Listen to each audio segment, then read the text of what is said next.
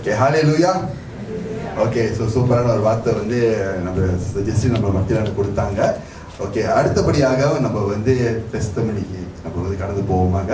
So welcome brother Vincent. உங்கள் லைஃப்பில் ஆண்டவர் வந்து ஒரு தொட்ட காரியத்தை வந்து நீங்கள் நம்மளுக்காக நம்ம மத்தியில் ஷேர் பண்ணுறதுக்கு வந்திருக்கீங்க. ஆண்டவர் நாமத்தை மகிமைப்படுத்துறதுக்காக எல்லோரும் கரங்களை தட்டி நம்பி அன்போட அழைப்போமாக. கேட்க மாட்டாங்கய்யா. சித்தியாவிலேருந்து வரேன். என் பேர் வந்து வின்சன். எனக்கு வந்து சைவன இது இருந்துச்சு. அப்போ சிஸ்டர் போன மாதம் கூப்பிட்டுருந்தாங்க ப்ரேயருக்கு வர சொல்லி. அப்போ சிஸ்டர் எனக்கு ப்ரே பண்ணும்போது ஆண்டவர் எனக்கு தொட்டார். அப்போ ஆண்டவரோட சிலுவையை நான் பார்த்தேன், ஆண்டவரோட ஃபேஸை பார்த்தேன். அப்போ அந்த டைமில் வந்துட்டு கால்லாம் கழுத்து பின்னாடிலாம் ரொம்ப வலியாக இருந்துச்சு, உடம்புலாம் சரியான வலியாக இருந்துச்சு. அப்போ ப்ரேயர் முடியும் போது என் உடம்புல இருந்து வெயிட் குறைஞ்சிச்சு, ரொம்ப பாரமாக இருந்த மாதிரி இருந்துச்சு. அப்போ அதெல்லாம் விட்டு போன மாதிரி இருந்துச்சு. இந்த வேலையில் ஆண்டவருக்கும் நன்றி சொல்கிறேன், சிஸ்டருக்கு அவங்களுக்கும் நன்றி சொல்கிறேன்.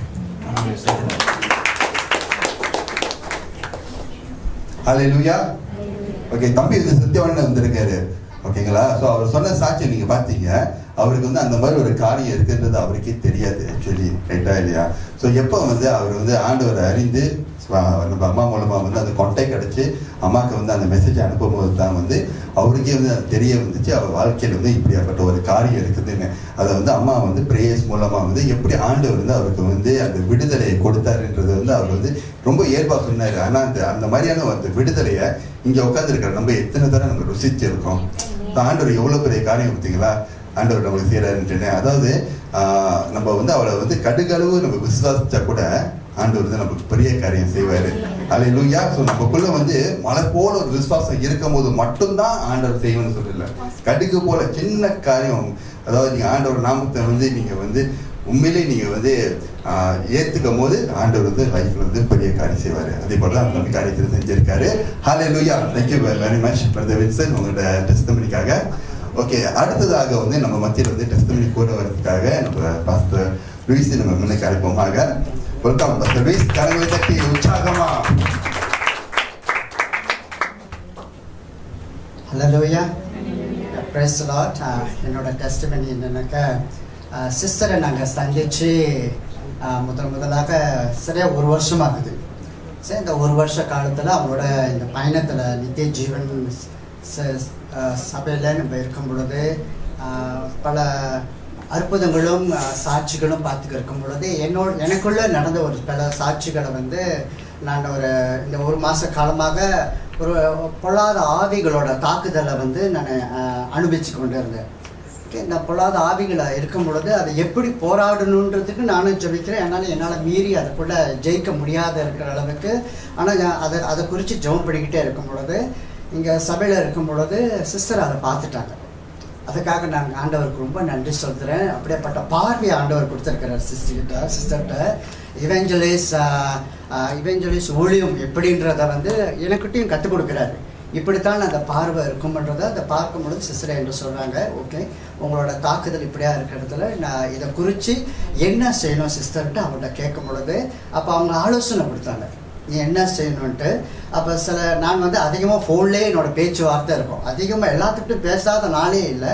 அந்த என்னை கட் பண்ண வச்சார். கட் பண்ண சொல்கிறதுக்கு ஆலோசனை கொடுத்தா. அதை கட் பண்ணிவிட்டு நான் ஆண்டவர் பக்கத்தில் போயிட்டு நான் இருக்கும் பொழுது அவர் வந்து உங்கள்கிட்ட பேசுவார். அவர் சொன்னபடி நீ நிற்கணும் நடக்கணும்னு சொன்னோன்னே அதை கேட்டு நான் இருந்துக்கிட்டே இருக்கும் பொழுது அப்புறம் அடுத்த கட்டத்தில் சிஸ்டர் சொல்கிறாங்க, ஓகே உன்னோட அந்த நாளுக்காக குறித்து நீ ஜெபம் படித்து தனித்து அதிகமாக ஜெபத்தில் இருன்னு சொல்லும் பொழுது அந்த ஜெபத்தில் இருக்கும்போது என்கிட்ட ஆண்டவர் தரிசனம் காட்டினார். அந்த தரிசனமெல்லாம் காட்டி என்ன நடக்க போகுதுன்னு காட்டுற இடத்துல சிஸ்டர் சொன்னேன்.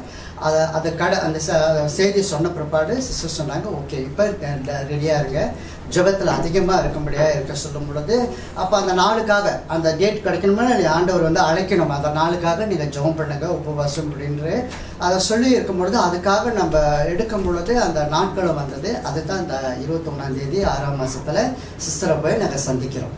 ஓகே, ரைட்டான டேட்டாஸ் தான் அந்த டேட் கரெக்டாக அந்த நான் சிஸ்டரை சந்திக்குமோ அப்போ அங்கே அந்த இடத்துல போனோன்னு சிஸ்டராங்க பிரதர் உங்களுக்கு தெரியுமா அந்த நாள் என்ன நாள்ட்டு நான் அப்படியே யோசிச்சுக்கிட்டு இருக்கும்போது இதே நாளில் நீங்கள் வந்து என்னை சந்தித்தது முதல் அறிமுகம்னு சொன்னோன்னே எனக்குள்ள ஒரு பெரிய சந்தோஷம். அந்த நாளில் எப்படி ஒரு விருப்பம் சந்தோஷம் அவங்க கூட பேசணும் அப்படின்னு அந்த தாகம் வந்து அன்னைக்கு இருந்தது, இன்னைக்கு அப்படி இல்லாதது போல் இருக்கிறது வந்து சிஸ்டர் கேட்டாங்க, வித்தியாசமாக இருக்கான்றது.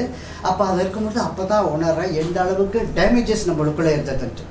முத ஆண்டோட தொடுதல் இருக்கும்போது எவ்வளோ உற்சாகமாக இருந்துச்சோ, பிற்பாடு அதை அவர் அனுபவிச்சிட்ட பிற்பாடு நான் அவரை விட்டு விலகிட்டேன்னா இல்லை அவர் என்னை விட்டு விலகிட்டாருன்னு ஒரு சூழ்நிலைக்கு எனக்கு தாக்கத்தில் இருந்ததை வந்து இப்போ போராடி ஜெயிக்கணுன்ற போது அந்த இடத்துல இருக்கும்போது ஆவிகளை நான் என் பார்வைக்கு ஆண்டவர் காட்டுறாரு தரிசனத்தில். அது அங்கே இருக்கும்போது சிஸ்டம் எப்படின்றது இப்போ ஜெபிக்க போகும்ட்டு ஜெபிக்கிற இடத்துல போகும்போது பைபிள் கையில் வச்சுட்டு ஜெபம் பண்ணும்போது சிஸ்டர் ஜெபம் பண்ணிக்கிட்டே இருக்காங்க, என் காது நல்லா கேட்குது அந்த ஜெபத்தில். அதான் கேட்டுக்கிட்டே இருக்கும்போது அப்போ சிஸ்டராங்க ஏசப்பாவை அழைக்கும்படியாக கேட்டாங்க, ஏசப்பா வாங்க அப்படின்னு. ஏசப்பா அந்த இடத்துல வராரு. அந்த சிஸ்டர் சொன்னோன்னா மறு நிமிஷமே ஏசப்பா புறப்பட்டு வர்றாரு. அங்கே வந்து என் தோள் மேலே கை வச்சுட்டு என்னை எப்படியே பார்க்குறாரு, அப்புறம் நகர்றாரு, கை வைக்கிறாரு. கை வச்சுக்கிட்டே இருக்கும்போது அந்த மண்ணுக்கு வந்து ஒரு வட்டமாக காட்டுறாரு என்கிட்ட ஒரு காட்சி.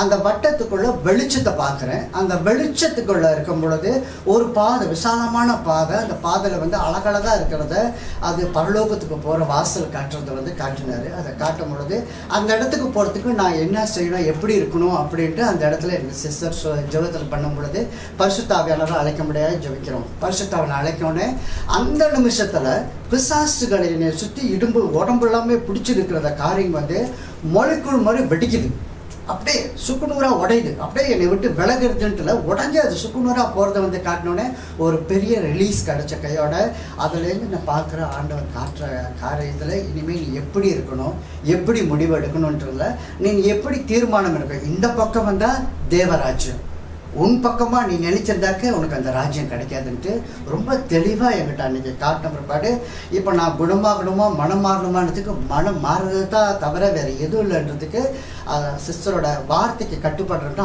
ஆண்டவர் சிஸ்டர்கிட்ட பேசின அந்த ஒவ்வொரு வார்த்தைக்கு நான் கட்டுப்படுத்தி ஆகணுமன்றதுக்கு நான் நிச்சயத்துக்குள்ளே வந்தது.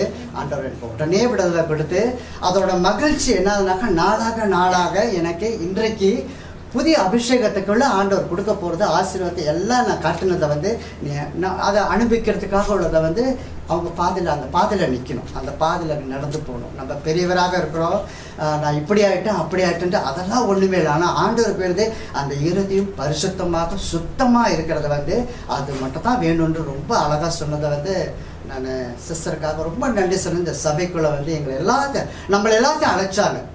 இவங்க வரலனாக்க இந்த ஒரு சந்தோஷம் இல்லை, இந்த சமாதானம் எனக்கு கிடச்சிருக்காது. நான் இஷ்டமாக எப்படியோ வாழ்ந்துப்பேன், இதுதான் இயேசு, இதுதான் ராஜ்யம்ன்ட்டு. ஆனால் ரொம்ப தெளிவாக சொல்லிக் கொடுக்கறதுக்காக ஆண்டவர் வந்து அவங்கள்ட்ட ரொம்ப வந்து எல்லாரும் மாதிரி உட்காந்து இப்படி பேசுறதில்ல. எஸ்ஸப்பா திடீர்னு சொல்கிறாரு இப்படின்றாங்க அப்படின்ற பொழுது அதுக்கு நம்ம பிடிக்குமா பிடிக்காதான்ட்டு இது பிடிக்கிற விஷயம் இல்லை, இமோஷனல் ஃபீலிங்ஸ் இல்லை. அவர் சொன்னால் நடக்கும், எல்லாம் கூடும். அந்த காரியத்தில் என் வாழ்க்கையில் செஞ்சதுக்காக எஸ்ஸப்பாவுக்கு ரொம்பவும் நன்றியும். நான் சிஸ்டர் நம்ம சபையில் இருக்கிறதுக்கு சிஸ்டருக்கு ரொம்ப தேங்க்யூ. பேசலாம்.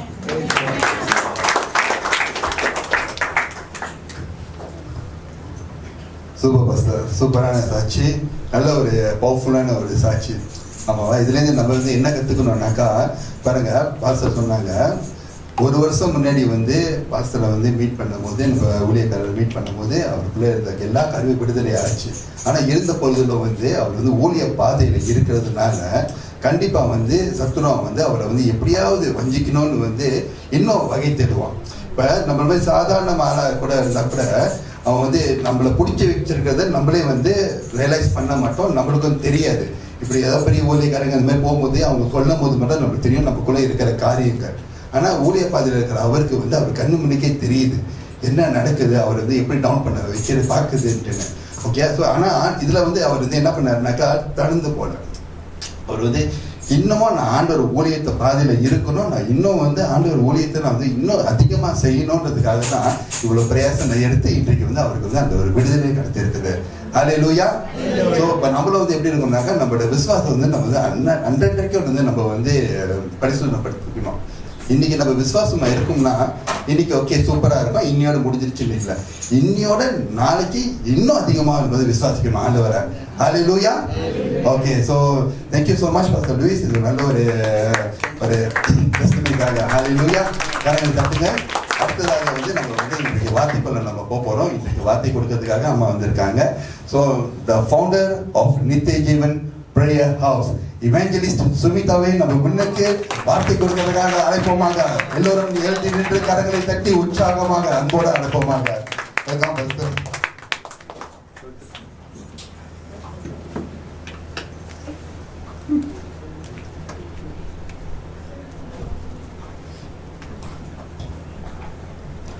Praise the Lord. Praise the Lord.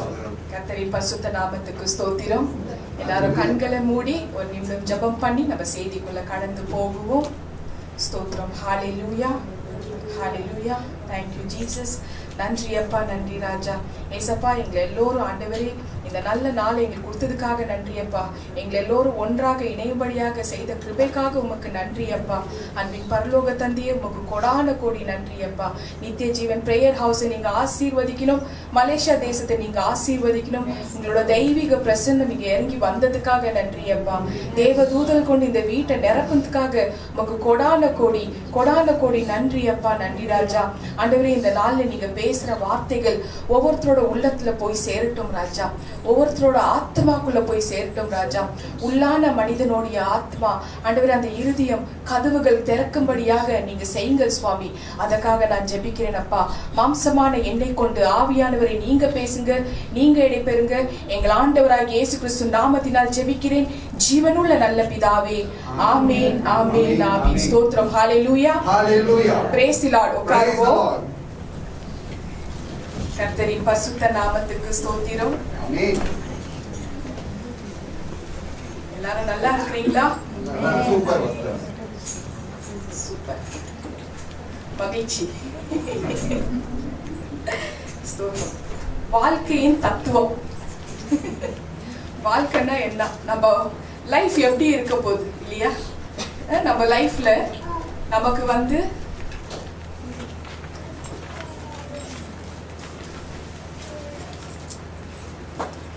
நமக்கு லைஃப்ல எல்லாருக்குமே ஒரு பொதுவான ஒரு விஷயம் தான் இது.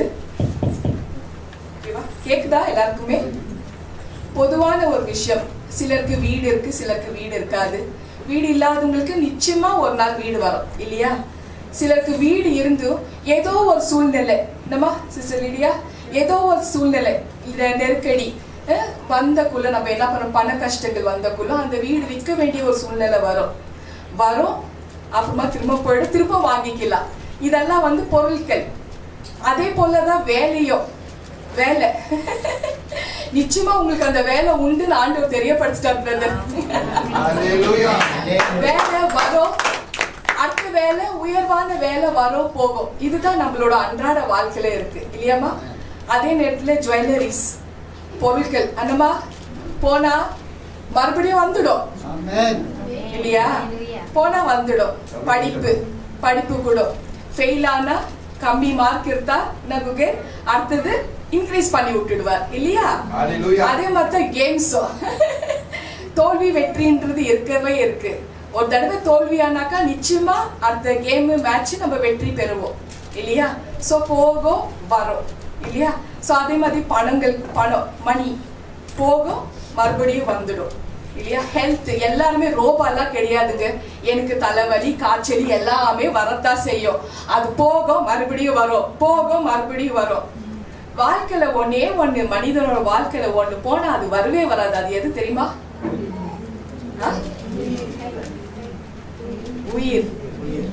உயிர் போனா நிச்சயமா அது வரவே வராது. இன்னைக்கு பேச போறது உயிர் பத்தி தான். இந்த ஜூலை 3ஆம் தேதி எனக்கு மிகப்பெரிய ஒரு பிரெயின் டியூமர் சர்ஜரி நடந்தது. ஒரு 2வது லைஃப் எனக்கு ஆண்டவராகிய இயேசு கிறிஸ்து கொடுத்திருக்கிறாரு. அந்த நாள் மறக்கவே முடியாது. ஹல்லேலூயா. எல்லாருமே வசனங்கள் நோட் பண்ணிக்கங்க, அப்புறம் நீங்க ரெஃபர் பண்ணுங்க. லேட்டர் உங்களுக்கு அது புரிய வரும் எது பத்தி நான் வந்து பேசுறேன்னு. ஆதியாகமம் ஜெனசிஸ் 6:3 இந்த வசனத்தின்படி ஒரு மனிதனுக்கு 120 வருஷம் வயசு ஆயில் இல்லையா? வாசிப்போமா? யாராவது வாசிப்போமா? ஹல்லேலூயா. அப்பொழுது கர்த்தர், என் ஆவி என்றைக்கும் மனுஷனோட போராடுவதில்லை, அவன் மாம்சம் தானே, அவன் இருக்க போகிற நாட்கள் 120 வருஷம் என்றார். ஆமென். ஆமென். சோ இதுல தெளிவா இருக்கு, ஒரு மனிதனோட உயிர் 120 வருஷம் தான். ஏன்னா நமக்கு உயிரை கொடுத்துட்டு தேவன் இந்த பூமியில வச்சிருக்கிறார் இல்லையா? இப்போ இந்த இடத்துல ஆண்டவராகிய இயேசு கிறிஸ்து சொல்றாரு, தேவன் சொல்றாரு, நான் உங்களுக்கு ஜீவனை தர வந்திருக்கிறேன்னு சொல்றாரு. நமக்கு ஏற்கனவே பிதா உயிர் கொடுத்து தானே வச்சிருக்கிறாரு. ஆனா ஏசப்பா சொல்றாரு, நான் உங்களுக்கு ஜீவனை கொடுக்க வந்திருக்கிறேன். எதற்கு ஜீவன்? நம்மளுக்கு ஏற்கனவே உயிரோடு இருக்கிறோம், நமக்கு எதற்கு ஜீவன்? அதுக்கு உண்டான பதில் நீதிமொழிகள் 3:22. ஆத்மாவுக்கு ஜீவன். ஆத்மானா என்ன? நிறைய பேருக்கு ஆத்மான்றது இருக்குதா இல்லையான்னு கூட தெரியாது. அதுக்குதான் ஆவிகளை பகுத்தறியும் வரம் வேணும்ன்றது. ஒரு ஆத்மானா எப்படி இருக்கும்? நல்ல ஆத்மா, துஷ்ட ஆத்மா, பிசாசு. எப்படி ஹோலி ஸ்பிரிட் பரிசுத்தவான்கள் தெரியுறாங்களோ, தேவதூதர்கள் தெரியறாங்களோ, மரித்த ஆத்மாங்களும் தெரியுவாங்க. சோ ஆத்மாக்கு ஜீவனை கொடுக்கறதுக்கு தான் இயேசு இறங்கி வந்திருக்கிறாருன்னு தெரியப்படுத்துறாரு நீதிமொழிகள் 3:22. சோ இந்த மாதிரி ஒரு விஷயம் ஒரு மனிதனுக்குள்ள இப்ப நீங்க பாக்குறது என்ன? புறம்பான மனிதன், அவுட்டர் மேன். உள்ளான மனிதன் ஒண்ணு இருக்கு, அதுதான் இன்னர் மேன். சோ இந்த ஆத்மா, உள்ளான மனிதன். இப்ப நான் புறம்பான சுமிதா எப்படி உங்களுக்கு காணப்படுறனோ அதே மாதிரி உள்ளான ஆத்மாவும் இருக்கும். என்ன உள்ளான ஆத்மா எனக்கு ஒரு நயன்தாராவோ இல்ல த்ரிஷாவோ வச்சா என்னோட ஆத்மா அது கிடையாது. ஏமாதிரியே இருக்கும் ஆத்மா, ரைட்டா? சோ அந்த உள்ளான ஆத்மா எப்படி இருக்கணும்ன்றதா, அந்த ஆத்மாக்கு தான் ஜீவனை கொடுக்க இயேசு வந்திருக்கிறாருன்னு தேவ ஆவியானவர் தெளிவா இந்த வசனத்துல தெரியப்படுத்துறார். இதுதான் ஜீவனை கொடுக்க வந்திருக்க, ஆத்மாவுக்கு ஜீவனை கொடுக்க நான் வந்திருக்கிறேன். ஏற்கனவே பிதா நமக்கு உயிர் கொடுத்திருக்கிறாரு, ஆனா உள்ளான ஆத்மாவுக்கு அவர் ஜீவனை கொடுக்க வந்திருக்கிறார். எவ்வளவு ஒரு மேன்மையான விஷயம் பாருங்க. ஹல்லேலூயா. 2 கொரிந்தியர் 4:16 ஒவ்வொரு மனிதனுக்குள்ள 2 மனிதர்கள் உண்டு, புறம்பான மனிதன், உள்ளான மனிதன். இந்த உள்ளான மனிதனும் மறைந்து இருப்பான், அவன் மறைந்து கெடுப்பான். அவனோட ஆத்மாக்குள்ள அவன் உள்ளான மனிதன் மறைந்து கெடுப்பான். புறம்பான சுமிதாவை தான் நீங்க பார்த்துட்டு இருக்கிறீங்க. உள்ளான ஆத்மா உங்களால பார்க்க முடியாது. ஆனா அந்த உள்ளான ஆத்மா யார் பார்க்க முடியும்? ஏசப்பா மட்டும்தான் அது பார்க்க முடியும். சோ இந்த புறம்பான மனுஷன் எப்படி தோற்றத்துல உங்களுக்கு நான் காணப்படுகிறனோ அதே தோற்றத்துக்கு உள்ளான மனிதனும் இருப்பான். சோ இதுக்கு ஒரு எக்ஸாம்பிளா ஒரு விஷயம், மேத்யூ 17 1-5 தேவகுமாரனாகிய இயேசு மறுரூப மலையில் இருக்கிறார். அவருடைய முகம் பிரகாசமாக இருக்கிறது. அந்த இடத்துல மோசேயும் எலியாவும் வானத்திலிருந்து அப்படியே இறங்கி வராங்க. எலியா தன்னுடைய மாம்சத்தோட எலும்போட இருக்கிறார், ஆனா மோசேயோ அவர் ஆத்மால இருக்கிறார். மோசையோட உள்ளான மனுஷனோட ஆத்மா அங்க காணப்படுகிறது. படிப்பறிவே இல்லாத பேதுரு அதை கண்டுபிடிக்கிறார். இவர்தான் மோசஸ், இவர்தான் எலியான்னு. ஏன்னா எலியா மாம்சமும் சதையில வந்திருக்கிறாரு, ஆத்மால மோசே தான் வந்திருக்கிறாரு. அதை பார்த்த உடனே கண்டுபிடிக்கிறாரு. சோ இந்த மோசையோட உடல் அந்த காலத்துல எப்படி இருந்ததுன்னு நிச்சயமா கண்டிப்பா சீஷர்களானக்கு தெரிஞ்சிருக்க முடியும்ன்றது உறுதியா என்னால சொல்ல முடியும்.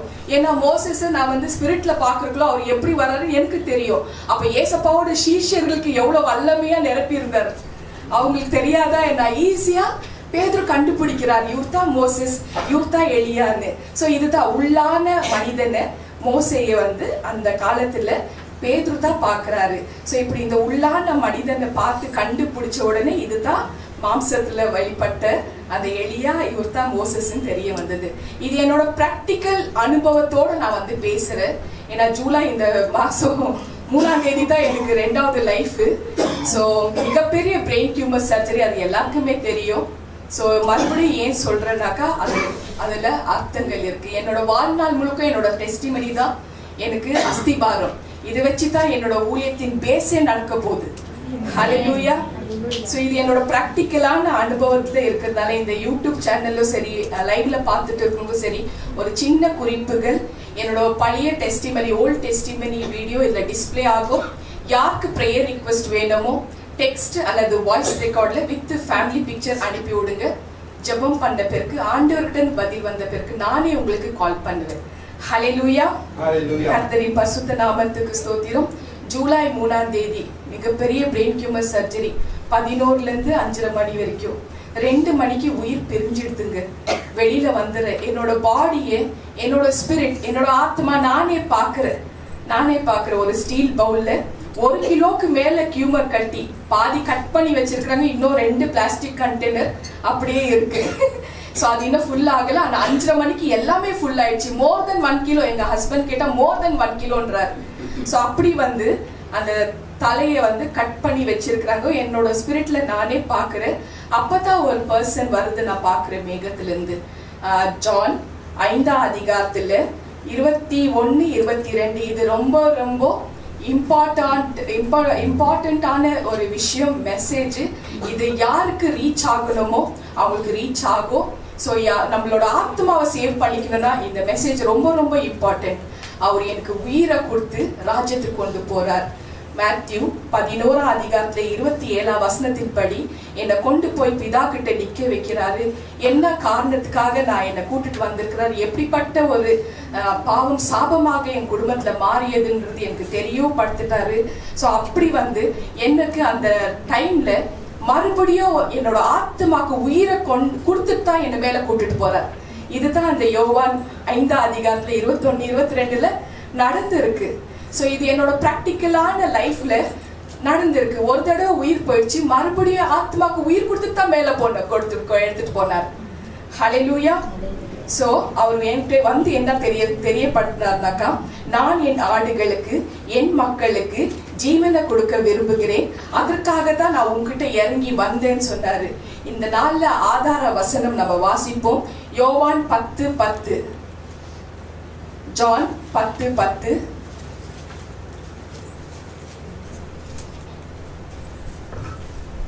ஹல்லேலூயா. திருடன் திருடவும் கொல்லவும் அழிக்கவும் வருகிறானே அன்றி வேறு ஒருவனுக்கும் வரான். நானே அவைகளுக்கு ஜீவன் உண்டாயிருக்கவும் அது பரிபூர்ணப்படவும் வந்தேன். ஆமென். பரிபூர்ண ஜீவன். இந்த நாளோட டைட்டில் பர்ஃபெக்ட் லைஃப். நமக்கு ஒரு தடவை உயிர் கொடுத்தாரு. அந்த உயிருக்கு மறுபடியும் ஆத்மாக்கு ஜீவனை கொடுத்துட்டு கொண்டு போறாரு பாருங்க. இதுதான் 2வது லைஃப். பரிபூர்ண ஜீவன். பூர்ண ஜீவன் பரிபூர்ண ஜீவனுக்கு வித்தியாசம் இருக்குதுங்க. பரிபூர்ண ஜீவனை கொடுத்து நமக்கு கொண்டு போறார். ஹல்லேலூயா. Title perfect life.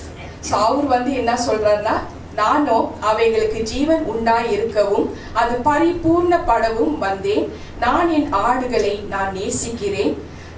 என்னை நம்புகிறவர்களுக்கு, தங்களுடைய இருதயத்தை எனக்கு கொடுக்கிறவர்களுக்கு ஜீவன் உண்டாயிருக்கணும்ன்றது என்னோட விருப்பம். அந்த ஜீவன் பரிபூர்ணப்படவும் தான் நான் வந்திருக்கிறேன். ஜீவனை பிதா கொடுத்துட்டாரு. ஆனா ஒவ்வொரு ஜீவனோட ஆத்மாவை காப்பாத்துற பொறுப்பு ஏசப்பாக்கு இருக்கு. சோ அந்த ஆத்மாக்கு ஜீவனை கொடுக்கறதா அவர் வந்திருக்கிறாரு. என்ன நேசிக்கிற என்னோட மக்களுக்கு, எனக்கு இருதயத்தை கொடுத்திருக்கிற என்ன மக்களுக்கு நான் ஜீவனை கொடுக்கத்தான் வந்திருக்கிறேன். ஹல்லேலூயா.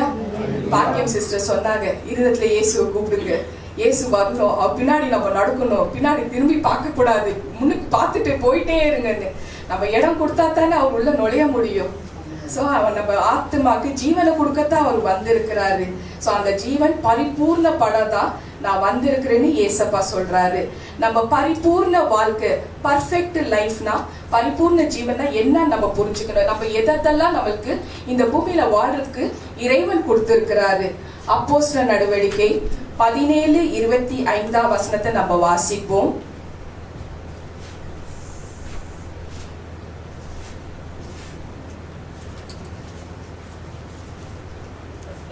ஹல்லேலூயா. எல்லாருக்கும் ஜீவனையும் சுவாசத்தையும் சகலத்தையும் கொடுக்கிற அவர் தமக்கு யாதொன்று தேவையானது போல மனுஷர் கையிலால் பணிவிடை கொள்ளுகிறதும் இல்லை. ஆமென். சோ இதுல பாருங்க, 3 காரியங்கள் நம்மளுக்கு தேவன் கொடுத்திருக்கிறாரு. முதலாவது ஜீவனை கொடுத்திருக்கிறார், அதாவது ஆத்மா. ரெண்டாவது வந்து சுவாசம், மூச்சு, சுவாசம், பிரீத். மூணாவது வந்து சகலத்தையும் கொடுத்திருக்கிறார். சகலத்தையும் வந்து என்னன்னா வீடு, வாசல், காரு, சொத்து, சொகம் எல்லாமே. ஸோ இதெல்லாமே கொடுத்துருக்கிறாரு. அதே நேரத்துல மனுஷன் கையில அவர் வந்து அவருக்கு சம்பந்தப்பட்ட ஒரு விஷயத்துக்கு எதுக்குமே எதிர்பார்க்கறது இல்லை. மனுஷன் கையில சிலர் வந்து படையல் வைக்கிற, நான் இறைவனுக்கு இது பண்ற அது பண்ற, அவர் எதுவுமே எதிர்பார்க்கறது இல்லை. அவருக்கு உண்டான ஜனங்களுக்கு வேலை செய்யணும்னு தான் எதிர்பார்க்கிறாரு தவிர அவருக்கு வந்து யாருமே சேவையோ அவருக்கு இது வேணும் அது வேணும்னு அவர் கேட்கவும் மாட்டாரு. மனுஷங்கிட்ட பணிவிடை செய்து கொள்ளவும் மாட்டார் இல்லையா? சோ இந்த 3 காரியங்கள் நம்ம கொடுத்திருக்கிறாரு. இந்த 3 காரியங்கள் ஜீவனை கொடுத்திருக்கிறாரு, சுவாசத்தை கொடுத்திருக்கிறாரு, அதற்கு தொடர்பான சகலத்தையும் நம்ம கொடுத்திருக்கிறாரு. சுவாசம் இல்லாவிட்டா நம்ம உயிரோட வாழவே முடியாது. சுவாசம் ரொம்ப ரொம்ப ரொம்ப இம்பார்ட்டன்ட். உயிர் இருக்கணும்னாக்கா சுவாசம் இருக்கணும். தேவன் எப்படி மனிதனை சிருஷ்டித்தாரு, எப்படி ஜீவ சுவாசத்தை அவனுக்குள்ள கொடுத்தாரு என்பதை நம்ம வந்து ஆதியாகமம் 2:7 நம்ம நிறைய தடவை வாசிச்சிருப்போம் இல்லையா? ஆதியாகமும் 2:7 தேவனாகிய கர்த்தர் மனுஷனை பூமியில மண்ணினால உருவாக்கி ஜீவ சுவாசத்தை அவன் நாசியில ஊதினார், மனுஷன் ஜீவாத்மனானான். மனுஷனை மண்ணினால உண்டாக்கினார், அவருக்குள்ள ஜீவ சுவாசத்தை தேவன் ஊதினார், அவன் ஜீவாத்மனானான். ஸோ இந்த மாதிரி மனுஷனுக்கு வந்து அவர் சுவாசத்தை, அவரோட சுவாசத்தை நாசியில ஊதுனக்குள்ளதான் நமக்கு உயிர் வருது. இது முதலாவது உயிர். நம்ம வாழ்ந்துட்டு இருக்கிறது அவரோட சுவாச காத்துல தான், ஏன்னா அவர் சுவாசத்தை கொடுத்துருக்கிறதுனால. அடுத்தது நம்ம ஆத்மாக்கு ஜீவனை கொடுக்கத்தான் இயேசு வந்திருக்கிறாரு.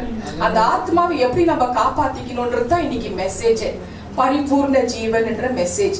அதே நேரத்துல ஜெனசிஸ் ஆதியாகமும் 7:15 22 மனிதர்களுக்கு மாத்திரம் அல்ல, எல்லா ஜீவ ஜந்துகள், ஊரும் பிராணிகள், பறவைகள், அப்புறம் வந்து எல்லா அனிமல்ஸ், எல்லா ஜீவ ஜந்துகள், எல்லா அனிமல்ஸ், எல்லா இதுக்கும் ஜீவ சுவாசங்கள் ஒண்ணுதான். பறவைகள் எல்லாமே, எல்லா அனிமல்ஸ், மிருகங்கள், ஊரு பிராணிகள், எல்லாத்துக்குமே ஜீவ சுவாசம் ஒண்ணுதான். அதுங்க கூட மூச்சு விடுது. சோ இந்த மாதிரி ஜீவ சுவாசத்தை ஆண்டவர் மனுஷனுக்கு மட்டும் அல்ல, இந்த மாதிரி ஜீவ ஜந்துக்களுக்கு தேவன் கொடுத்து வைத்திருக்கிறாருன்னு நமக்கு தெளிவாக இந்த வசனத்துல நம்ம வந்து தெரிஞ்சுக்கலாம். அதே நேரத்துல பிரசங்கி 3:19 நோட் பண்ணிக்கங்க. 3:19 ஜீவங்களுக்கெல்லாம் சுவாசம் ஒன்றே. மனிதருக்கும் ஒரே சுவாசம் தான், மற்ற அனிமல்ஸ், மிருகங்களுக்கு, பறவைகளுக்கு எல்லாத்துக்குமே ஒரே சுவாசம் தான். ஸோ டேனியல் 5:23 படி மனிதனுக்கும் அனிமல்ஸ்க்கும் ஒரே சுவாசத்தை கொடுத்ததுனால அந்த உயிர் வந்து தேவனோட கையில தான் வைத்திருக்கிறார். தேவனோட கையில தான் ஒவ்வொருத்தரோட உயிரை வைத்திருக்கிறார். ஹல்லேலூயா. சங்கீதம் 104:29 104:29 அவர் அதை திரும்பி வாங்கும் பொழுது அவைகள் மரித்து போகும். எப்போ அவர் வந்து திரும்பி வாங்குறாரு யாருக்குமே தெரியாது இல்லையா? எப்போ எந்த நேரம் நம்மளோட டைம் வருது, மரணம் வரப்போகுதுன்னு யாருக்குமே தெரியாது. அவர் அதை திரும்பி வாங்கும் பொழுது அவங்க மரித்திடுவாங்க. ஸோ இந்த மாதிரி ஒவ்வொரு விஷயமும் தேவன் வந்து என்னோட பேசுறக்குள்ளும் நமக்கு அந்த எப்போ நம்மளுக்கு மரணம் சம்பவிக்கிறதுனே தெரியாது. ஸோ நம்மளோட மரணம் வந்து அவர் கையில தான் இருக்கிறதுனால அவர் தான் டிசைட் பண்ணுவார் எப்போ நம்மளோட மரணம் வருதுன்னு. எல்லாருக்குமே பிறக்க ஒரு காலம் இருக்கு, மரிக்க ஒரு காலம் இருக்கு, இருக்க ஒரு காலம் இருக்கு. ஸோ இது நம்ம புரிஞ்சுக்கினாலேயே போதும். ஹல்லேலூயா. பிரசங்கி எக்லேசியஸ் 8:8 இது நம்ம வாசிப்போம். பிரசங்கி 8:8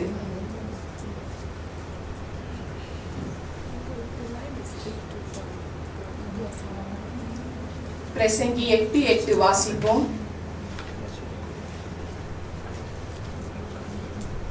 ஹல்லேலூயா. ஆவியை விடாது இருக்கிறதற்கு ஆவியின் மேல் ஒரு மனுஷனுக்கும் அதிகாரம் இல்லை, மரண நாளின் மேலும் அவனுக்கு அதிகாரம் இல்லை. அந்த போருக்கு நீக்கி போவதும் இல்லை, துன்மார்க்கத்தை துன்மார்க்கம் விடுவிக்க மாட்டாது. ஆமேன். ஆமேன்.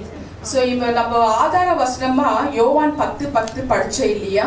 இந்த திருடன் திருடவும் கொல்லவும் அழிக்கவும் வரான். ஸோ இந்த மாதிரி டெத்ஸுங்க, திருடன் வந்து கொல்லவும் அழிக்கத்தான் வரும். ஸோ சில விஷயங்கள் டெத்ஸ் நடக்கும் எப்படி சூசைட், தற்கொலை, சிலர் ஹேங் பண்ணிக்கிறாங்க, சிலர் பாய்சன் குடிச்சிடுவாங்க, சிலர் விபத்துகள் எப்படி வந்து ஸ்விம்மிங்ல முழுங்கிடுறது. ஸ்விம்மிங்ல வந்து அவன் திருட, அவன் உயிர் எடுக்கிறதா வரான். ஸோ இந்த மாதிரி ஸ்பிரிட்டுங்க அங்கே வந்து முழுகி போகிறது. அப்புறம் நிறைய விஷயங்கள் இந்த மாதிரி ஈவில் அட்டாக்ஸ், நிறைய விஷயங்கள், ஆக்சிடென்ட் ஆகுறது, இதெல்லாம் வந்து பிசாசோட காரியங்கள் தான். பிசாசோட காரியங்கள் தான் இதெல்லாமே. ஸோ இந்த மாதிரி திருடவும் அழிக்கவும் தான் வரான். ஆனா ஏசப்பா சொல்றாரு, நான் என்னோட ஆடுகளுக்கு உயிரை கொடுக்கத்தான் நான் வந்திருக்கிறேன். ஸோ இந்த மாதிரி இப்போ மனுஷன் வந்து என்ன சொல்றான், அவனுக்கு வந்து ஆண்டவர் என்ன தெரியப்படுத்துறாருனாக்கா, மனுஷனுக்கு தன் உயிரை வந்து நான் விடமாட்டேன்னு சொல்றதுக்கு எந்த மனுஷனுக்கும் அதிகாரமே இல்லை. அதுதான் நம்ம அந்த வசனம் சொல்லுகிறது, ஆவியை நான் விடாதிருக்க எந்த மனிதனுக்கும் அதிகாரம் இல்லை, அந்த போருக்கு நீங்கி போகுவதும் இல்லை. ஆனா துன்மார்கன் அவனை விற்கவும் மாட்டான், தொடர்ந்து அவனை ஃபாலோ பண்ணிட்டு தான் இருப்பான். எப்போ அந்த உயிரை குடிக்கலாம், எப்போ அவனை அடிக்கலாம். இந்த ஸ்விம்மிங்ல போறதுக்குள்ள திடீர்னு வந்து ஒரு விபத்துல முழுகி போயிடுவாங்க. அதெல்லாம் திருடுறான், உயிரை திருடுறான். ஆக்சிடென்ட் நடந்து உயிரை திருடிட்டு போறது பிசாசு இந்த மாதிரி தான் தாக்குவான். ஸோ தற்கொலை பண்ண வச்சு, தூண்ட வச்சு உயிரை திருடுறது. இப்படித்தான் யூதாஸ்க்கு நடந்தது. 30 வெள்ளிக்காசு காட்டி கொடுத்து, 30 வெள்ளிக்காசுல இல்லையாமா காட்டி கொடுத்த உடனே ஏசப்பாவை காட்டி கொடுத்துடுறான். அப்புறம் வந்து கொண்டு போறாங்க, தீர்ப்பு கொடுத்துடுறாங்க, ஏசப்பாவை சிலுவையில அறைய போறாங்கன்னு. இந்த செய்தி கேட்ட உடனே அவன் ஓடோடி வரான். மேத்யூ 27 4-8 வரைக்கும் பாருங்க, 1-8 வரைக்கும். மேத்யூ 27 1-8 ஓடோடி வரான். அந்த பரிசேயர்கிட்ட, பிரதான ஆசிரியர்கிட்ட, ஐயோ நான் தெரியாம நான் செஞ்சுட்டு, இந்த வெள்ளிக்காசு நீங்க 30 வெள்ளிக்காசு நீங்களே வச்சுக்கோங்க, என் ஏச விட்டுடுங்க, நான் தெரியாம அந்த துன்மார்கனோட கவுன்சில நான் கேட்டு நான் வந்து தப்பு செஞ்சுட்டு விட்டுடுங்க. அப்ப அவங்க என்ன சொல்றாங்க, இட்ஸ் அப் டு யூ, அது உன் பாடு அப்படின்னு தெரியப்படுத்திடுறாங்க. அப்ப அவன் மனம் ஒடிஞ்சு போய் தடுமாற்றம், துடிக்கிறான். இந்த 30 வெள்ளிக்காசு காட்டி கொடுத்தாச்சு, அந்த சிலுவையில அறிய போறாங்கன்னு தெரிஞ்ச உடனே தவிச்சு ஓடோடி வரான். அவன் செய்த ஒரே ஒரு தப்பு என்னன்னா, அந்த 30 வெள்ளிக்காசு அவங்க விசிறடிச்சுட்டு நேரா போய் தூக்கு போட்டுக்கிறான், ஹேங் பண்ணிடுறான். ஸோ இந்த ஹேங் பண்ணதுனால என்ன நடக்குது, அந்த 30 வெள்ளிக்காசு அந்த பரிசர்கள் எல்லாம் வந்து எடுத்துட்டு எந்த நிலத்தை அவர் ஹேங் பண்ணாரோ அந்த நிலத்துல அந்த 30 வெள்ளிக்காசு கொடுத்து வாங்கிடுறாங்க. வாங்கிட்டு அதுக்கு பேரு மேத்யூ 27:8 ஃபீல்ட் ஆஃப் பிளட், என்னமா ரத்தம் நிலம், அதுக்கு பேர் ரத்தம் நிலமும் வச்சுட்டாங்க. ஏன்னா அந்த காசு ட்ரெஷர்ல வைக்க முடியாது, அந்த காசுல வந்து ரத்தம் பதிஞ்சு இருக்குது. அந்த ரத்தத்துக்காகத்தான், அந்த கொலை பண்ணணுன்றதுக்காகத்தான் அந்த காசை கொடுத்தாங்க. அப்போ நிலைமை எப்படி இருந்திருக்கும். இப்ப எந்த அளவுக்கு திருடான் பாரு, எப்படி திருடுறான், அந்த உயிரை எப்படி திருடுறான். ஆக்ஸ் 1:18 நம்ம வாசிப்போம். எவ்வளவு விகாரமா அந்த மரணம் அழிஞ்சிருப்பார் பாருங்க. அப்போஸ்தலர் நடவடிக்கை 1:18. ஹல்லேலூயா. அனிதத்தின் கூலியினால் அவன் ஒரு நிலத்தை சம்பாதித்து தலைகீழாக விழுந்தான். அவன் வயிறு வெடித்து குடல் எல்லாம் சரித்து போயிற்று. இந்த மாதிரி அநீதி தானமா, அநீதினால நீதி அநீதி. ஸோ அது நியாயமாவே இல்லை அந்த காசு. அதனால அவனோட முகம் எவ்வளவு விகாரமா, குடல் எல்லாம் இந்த மாதிரி அலங்கோலமா பார்க்க சகிக்க முடியாம அந்த தற்கொலை பண்ண தூண்டி விட்டுட்டு அவங்க முகம் விகாரமா இருக்கணும்னு தான் பிசாசோட எண்ணமே. அதுதான் திருடவும் கொல்லவும் அழிக்கவும் வரான். அந்த ஆத்மாவை அவனோட வசத்துக்கு ஆக்கிக்கணும். ஒவ்வொரு ஆத்மா விடுவிக்கிறதுக்கு ஏசப்பா எவ்வளோ போராடிட்டு இருக்கிறார் தெரியுமா. சோ இப்படி சிலரை மட்டும் தேர்ந்தெடுத்து அந்த காரியத்துக்காக பயன்படுத்துறார். அந்த விஷயத்துல எல்லாருமே அந்த அபிஷேகத்தை பெற்றுக்கொள்ளணும். ஆத்மாக மரித்த பிறகு எங்க போகுது, எப்படி வருது, எப்படி இருக்க போகுதுன்றது நம்ம தெரிஞ்சுக்கணும். என்னோட சொந்த அனுபவத்துல தெரியப்படுத்துறேன். 2020 ஒரு பர்சன் 97 இயர்ஸ் அவருக்கு. அவரு பத்தி ஆண்டவர் எனக்கு தெரியப்படுத்துறதும் 2020 ஆகஸ்ட் மாசம் 2 மாசத்துல அந்த உயிரை கொண்டு போறேன்னு ஆண்டவர் தெரியப்படுத்திட்டாரு. உடனே அவங்க சன்னுக்கு நான் தெரியப்படுத்துறேன், இந்த மாதிரி ஏசப்பா தெரியப்படுத்தி இருக்கிறாரு, இந்த மாதிரி உங்க அப்பாவை 2 மாசத்துக்குள்ள கொண்டு போறேன்னு. அப்புறம் இன்னொரு காரியமும் ஏசப்பா சொன்னாரு, உங்க அப்பாவுக்கு ஏற்கனவே கல்யாணம் ஆகி 6 பசங்க இருக்கிறாங்க, அவங்கள 50 வருஷத்துக்கு முன்னாடி விட்டுட்டு வந்துட்டாரு. இப்போ ஏசப்பா சொல்றாரு, நீங்க எழுத்துல எழுதி வாங்கிட்டு வான்னு தெரியப்படுத்துறாரு. என்ன எழுத்துல எழுதி வாங்கிட்டு வரணும்னா, அவர் வந்து அவங்க அப்பா ஏற்கனவே என் கல்யாணம் ஆகி 6 பசங்க இருக்கிறாங்க, அந்த 6 பசங்க எனக்கு சொந்தமானுங்க தான் சொல்லிட்டு எழுத்துல எழுதி வாங்கி சைன் போட்டு திருநெல்வேலியில சர்ச் இருக்குல்ல அங்க பலிபீடத்துல வைக்க சொல்றாரு. அந்த மகனுக்கு அவ்வளோ ஷாக்காவோ ஆச்சரியமாவும் இருந்தது. ஏன்னா அவருக்கு தெரியும் ஏற்கனவே அவங்க அப்பா கல்யாணம் ஆகி 6 பசங்க இருக்கிறது. ஆனா எனக்கு தெரியாதுன்னு அவருக்கு நல்லாவே தெரியும். ஏன்னா அந்த ஊருக்கு நான் ரொம்ப ரொம்ப புதுசு. அப்ப ஏசப்பா அந்த வார்த்தை சொன்ன உடனே அவர் என்ன பண்றாரு, அதை கீழ்ப்படிந்து அதை ஒரு டைப் பண்ணி ஒரு லெட்டர்ல எழுதிட்டு போய் அவங்க அப்பா கிட்ட கொடுக்குறாரு. இந்த மாதிரி நீங்க வந்து உங்க முதல் மனைவி 6 பசங்க உங்களுக்கு சொந்தமானவங்க தான் நீங்க வந்து ஒத்துக்குங்க, எழுதி நீங்க ஒரு சைன் மட்டும் போடுங்க போதுன்னு. ஆனா அவர் என்ன பண்றாரு, எல்லாமே ரெக்கார்ட்ல இருக்குதுங்க. மேலிடத்துல வந்து ரெக்கார்ட்ல இருக்குது, புக்ல ரெக்கார்ட் இருக்கு. அவர் சொன்ன ஒவ்வொரு வார்த்தையும் அது வந்து அவர் அப்படியே தூக்கி போட்டு அவர் என்ன சொன்னார்னா, என் உயிரை எடுக்கிறதுக்கு என்ன படிச்ச கடவுளுக்கு அதிகாரம் இல்லை, என் உயிரெல்லாம் அவ்வளோ ஈஸியா போகாது, எனக்கு என்னோட உயிருக்கு நான் தான் முடிவு பண்ணணும், எனக்கு 50 வருஷம் எனக்கு நானே எக்ஸ்டெண்ட் பண்ணிக்கிட்டேன் அப்படின்னு சொன்ன உடனே அவரு மகன் ரொம்பவே மன ஒடிஞ்சு போய் வந்துட்டாரு. அதுக்கப்புறமா இறைவன் சொன்ன மாதிரியே அக்டோபர் மாசத்துல அவரோட டெத் நடக்குது. எவ்வளோ எந்த அவர் எந்த மினிட்ஸ்ல எத்தனை செகண்ட்ல நடக்குதுன்னு துல்லியமா ஆவியானவர் எனக்கு தெரியப்படுத்தி காமிச்சு விட்டாரு. அது அப்புறமா டாக்டர் ரிப்போர்ட்ல அதுதான் வருது. ஸோ என் உயிரை வந்து எடுக்க என் ஆவியை நான் விட மாட்டேன்னு எந்த மனுஷனுக்கும் அதிகாரமே இல்லை. ஏன்னா ஒவ்வொருத்தரோட உயிர்கள் வந்து இறைவனோட கையில தான் இருக்கு. அதுக்கு நம்ம கீழ்ப்படிந்து தான் ஆகணும். எங்க நாட்டின் ராஷ்டிரபிதா, father of nation Mahatma Gandhi, எல்லாருக்கும் ஓரளவுக்கு தெரியும் நினைக்கிறேன். இந்தியா தேசத்துல எங்க நாட்டுக்கு வந்து சுதந்திரம் வாங்கி கொடுத்தவர் அவரு மகாத்மா காந்திஜி, மோகன்தாஸ் கரம்சந்த் காந்தி அவரோட முழு பேரு. ஸோ இவர் வந்து எப்படி வந்து போராடினார்னா, பிரிட்டிஷ் கால அந்த டைம்ல நோ வைலன்ஸ், அதாவது வந்து அஹிம்சாவாதம், உப்பு சத்தியாகிரகம், உபவாச சத்தியாகிரகம், போராட்டம், சாந்தி சாந்தி சமாதானம், அஹிம்சாவாதம். ஸோ அதுக்கு வந்து நோ வைலன்ஸே இல்லாம போராடி அவர் வந்து பிரிட்டிஷ்காரங்கள்ட்ட போராடுறாரு. கடைசியா இவர் பண்ண அந்த சத்தியாகிரகத்தை பார்த்து பிரிட்டிஷ்காரங்களே வந்து மனசு இறங்கி மிட் நைட்லங்க ஆகஸ்ட் 15 அடுத்த மாசம் வரப்போகுது எங்களுக்கு இண்டிபெண்டன்ஸ் டே 1947ல எங்களுக்கு வந்து சுதந்திரம் கொடுத்துட்டு அவங்க கிளம்பி போயிட்டாங்க. எவ்வளவு ஒரு சந்தோஷம், ராஷ்டிரபிதா. ஸோ இதை வந்து ரொம்ப பேர் ரொம்பவே நாங்கள் எல்லாம் ரொம்ப கொண்டாடணும். அந்த நான் பொறுக்கல, எங்க அப்பாலாம் சொல்லுவாங்க ரொம்ப நாங்கள் கொண்டாடணும். அதுக்கப்புறம் வந்து இந்த பிரிட்டிஷ் ரூல் எல்லாம் வந்து ஒழுங்குபடுத்தணும் இல்லையா. 1947 ஆகஸ்ட் 15க்கு எங்களுக்கு இண்டிபெண்டன்ஸ் டே கிடைக்குது. 1948ல ஜனவரி 30ஆம் தேதி இந்த பிரிட்டிஷ் போட்டிருக்கிற ரூலை அது ஒழுங்குபடுத்தணுன்றதுக்காக, இந்தியன் ரூலை வைக்கணுன்றதுக்காக ஒரு கான்ஃபரன்ஸ் நடக்குது. எனக்கு ஒரு சென்னையில ஒரு பாஸ்டர் தெரியும், அவர் பேர் வந்து அருள்தாஸ். அவங்க அப்பா வந்து இந்த காந்தி தாத்தா டைம்ல இருந்தாராம். அந்த டைம்ல அவரு வந்து சொல்லியிருக்கிறாரு அவங்க மகனுக்கு, இதை வந்து என்கிட்ட ஷேர் பண்ணாரு. அந்த டைம்ல வந்து அவரோட ட்ரெஸ் கோட் வந்து மேல் சட்டையே இருக்காது, கீழே தோத்தி மட்டும் தான் கட்டுவார் காந்திஜி பார்த்தா உங்களுக்கு தெரியும். ஸோ அந்த மாதிரி மேல் சட்டையே இருக்காது. அந்த உள்ள அங்க மினிஸ்டர்லாம் சொன்னாங்களா காந்திஜிட்டு பார்த்துட்டு, நீங்க வந்து புல்லட் ப்ரூஃப் போட்டுக்கங்க, உங்களுக்கு பாதுகாப்பா இருக்கோ அப்படின்னு சொல்றக்குள்ளோ அவர் சொன்ன அந்த வார்த்தை என்ன வார்த்தை தெரியுமா? இந்தியா தேசம் என்னோட வீடு. அதனால தான் நான் ராஷ்டிரபிதா, ஃபாதர் ஆஃப் நேஷன். ஒவ்வொருத்தரும் என்னோட பிள்ளைகள் எப்படி என்ன கொல்லுவாங்க?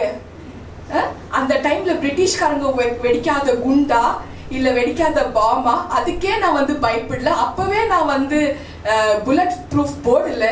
இப்போ வந்து இண்டிபெண்டன்ஸ் எனக்கு கொடுத்துட்டாங்க, நாட்டை எனக்கு ஒப்படைச்சிட்டு போயிட்டாங்க. இப்போ என் பிள்ளைகளை நான் நம்பலனாக்கா, இப்போ நான் வந்து அந்த புல்லட் ப்ரூஃப் போட்டாக்கா அவங்க எல்லாம் என்ன கேவலமா பார்க்க மாட்டாங்களா அப்படின்னு சொல்லி அவர் வந்து நம்பிக்கைங்க, அவ்வளோ நம்பிக்கை இருந்து அவர் போடவே இல்லை. ஆனா என்ன நடந்தது? எந்த நாடு என்னோட வீடு என்னோட குடும்பம்னு நினைச்சாரோ அதே நாட்டில் உள்ள ஒரு மனிதன், அவரை வந்து நத்துரம் காட்ஸே, இவர் வந்து அவரை ஷூட் பண்றாரு. 3 குண்டுகள் செஸ்ட்லயே உழுது, மறிக்கிறாரு. இது எனக்கு பாஸ்டர் அருள்தாஸோட அப்பா வந்து ஷேர் பண்ணதுனால நான் தெரியப்படுத்துறேன். அவர் மகனுக்கு ஷேர் பண்ணாரு, அவர் எனக்கு ஷேர் பண்ணாரு. அந்த டைம்ல அவர் இருந்தாராம். அப்போ காந்தி தாத்தாவோட சடலத்தை ஊர்வலம் கொண்டு போறக்குள்ளும் இந்த வசனத்தை வாசிச்சாங்களா எல்லாருமே.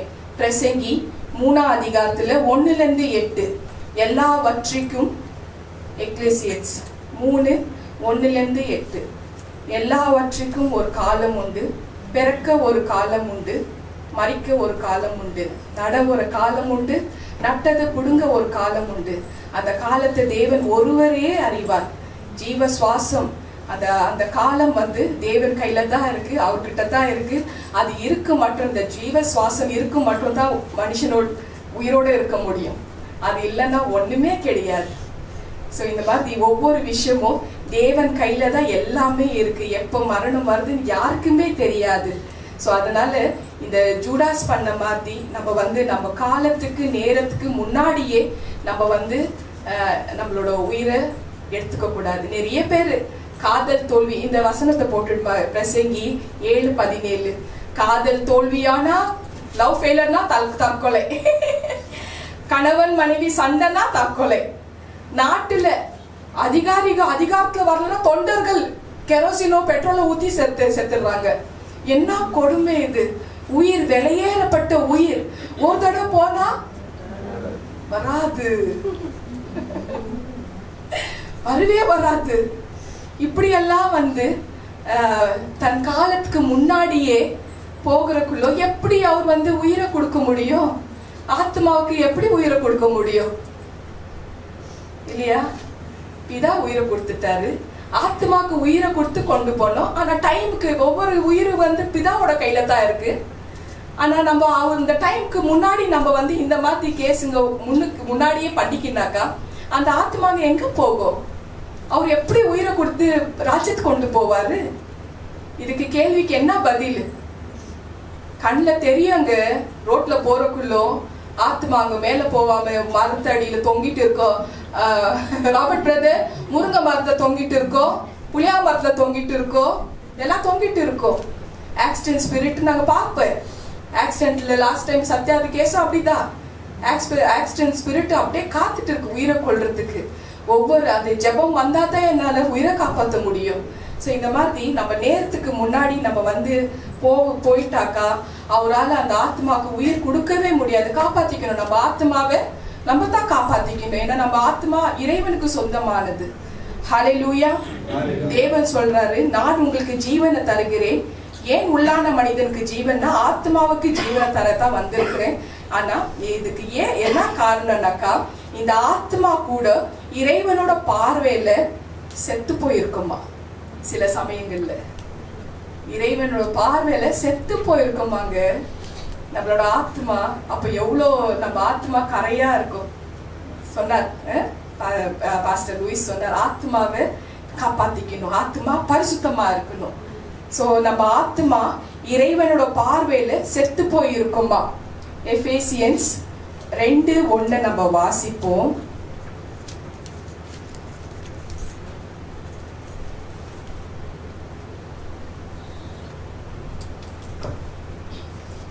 ஹல்லேலூயா. அக்கிரமங்களினாலும் பாவங்களினாலும் மரித்தவர்களாய் இருந்த உங்களை பார்வையில செத்து போயிருக்குமா. சோ அந்த உயிருக்கு வந்து அந்த உயிர் அந்த ஆத்மாக்கு ஜீவன் அவசியம் என்றுதான் அவர் வந்து இறங்கி வந்திருக்கிறார். அந்த ஆத்மாக்கு ஜீவனை கொடுக்க, அக்கிரமம் பாவங்கள் செய்யறவங்களுக்கு ஜீவன் கொடுக்கத்தான் வந்திருக்கிறார். இந்த மாதிரி தற்கொலை பண்றவங்களுக்கெல்லாம் ஜீவன் கிடையாதுங்க அப்படின்னு ஆவியானவர் தெரியப்படுத்தினார். ஹல்லேலூயா.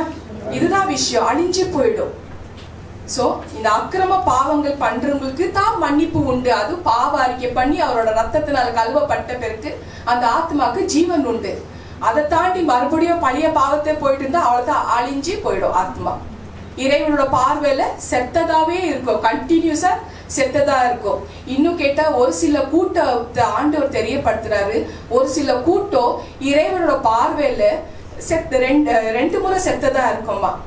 அந்த பேர், அந்த நபரோட பேர் இருக்கும், பேர் வந்து வாழ்ந்துட்டு இருக்கும், பேர் ரொம்ப புகழ், ரிச் பர்சன், அந்த மாதிரி எல்லாமே பேர் புகழ் எல்லாமே இருக்கும். ஆனா இறைவன் வந்து ஒரு தடவை உயிர் கொடுத்திருக்கிறாருல, மறு தடவை ஆத்மாக்கு உயிர் இல்லாதனால அந்த கூட்டம் இறைவனோட பார்வையில செத்து போனதாவே இருக்கும். வெளிப்படுத்தின விசேஷம் 3:1 நம்ம இங்க வாசிச்சா தெரியும். வெளிப்படுத்தின விசேஷம் 3:1, ரெவலேஷன் 3:1.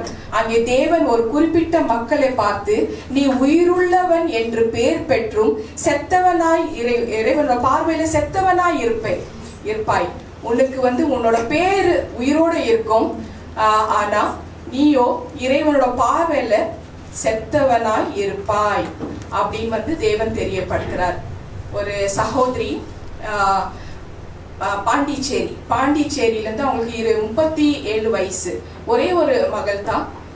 அவங்க அப்பாவுக்கு வந்து 10 மாசமா பெட்ல படுத்திருக்கிறார். ப்ரேயர் ரிக்வெஸ்ட் வருது. எனக்கு ப்ரேயர் பண்ண உடனே எப்படி ஆண்டவர் வந்து தெரியப்படுத்துறாருனாக்கா, அவங்க அப்பா 30 வருஷத்துக்கு முன்னாடி, அதாவது அந்த மகளுக்கு 7 வயசு இருக்கிறக்குள்ள 30 வருஷத்துக்கு முன்னாடி தன் மனைவியை கழுத்தை நெருக்கி கொலை பண்ணிட்டாராம்.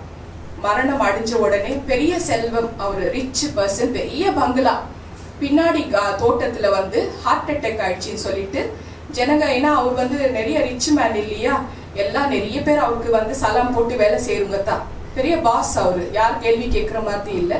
ஹார்ட் அட்டாக்னு சொல்லி அவரோட பின்னாடி கார்டன்லயே தோட்டத்துல அடக்கம் பண்ணிடுறாரு. இந்த கேஸ் பாருங்க, எப்போ 30 வருஷம் இல்ல 50 வருஷம் இருந்தாலும் எப்படி ஓபன் பண்றாரு பாருங்க ஆண்டவர். நான் தெரியப்படுத்துற அந்த சகோதரிக்கு, இந்த மாதிரி உங்க அப்பா பண்ணி இருக்கிறாரு, எதுக்கு விட்னஸ் யாரு, அவர் தம்பி வந்து அந்த இடத்துல இருந்திருக்கிறாரு, அதாவது உங்க சித்தப்பா இருந்திருக்கிறாரு, அவரை கேட்டுக்கோ. அவருக்கு வந்து இப்ப இந்த காரியத்தினால அவர் இறைவனை இந்த பார்த்தி சொல்றாரு, பேர் இருக்கும், அந்த ஆத்மா செத்ததா இருக்கு, இறைவனோட பார்வையில செத்ததா இருக்குன்னு.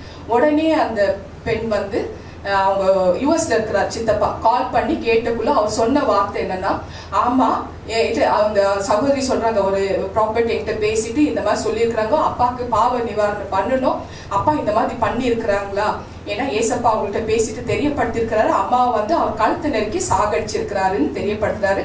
ஆனா அந்த இடத்துல நீங்களும் இருந்திருக்கிறீங்கன்னு சொன்னாங்கன்னு சொல்றாங்க. அதுக்கு அவர் சொன்னாரா, எங்க அண்ணன் ஆமா 2 பேருக்கும் சண்டை நடக்குது, கழுத்தை வந்து லேசா அப்படியே அமுக்குறாரு, அவங்க அதிர்ச்சியில அவங்க வந்து மறிச்சிடுறாங்க அப்படின்னு வந்து ஒத்துக்கிறாரு. இப்ப தெரியுதா, இந்த கூட்டம் இறைவனோட பார்வையில பேர் இருக்கும், உலகத்துல பேர் இருக்கும், ஆனா அவரோட பார்வையில அந்த ஆத்மா செத்ததா இருக்கும். அதை உயிர்ப்பிக்கிறது எப்படி? அந்த கேள்விக்கு எங்க பதில், யார் பதில் கொடுக்க முடியும்? ஜூடா 1:12 அதை வாசிப்போம்.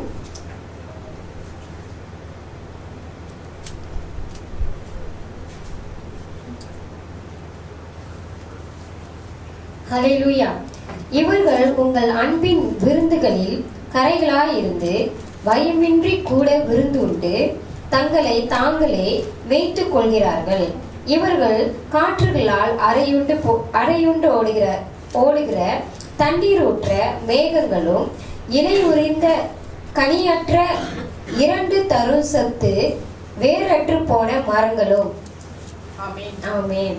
சிலரோட பாவங்கள், அதாவது சிலரோட வாழ்க்கை எப்படி இருக்குமா, அவங்க அந்த மரம் மாதிரி இருக்கும், ஆனா அந்த மரம் எப்படி இருக்கும், இலை உதிர்ந்த மரமாக இருக்கும், கனி இல்லாத மரமாக இருக்கும்.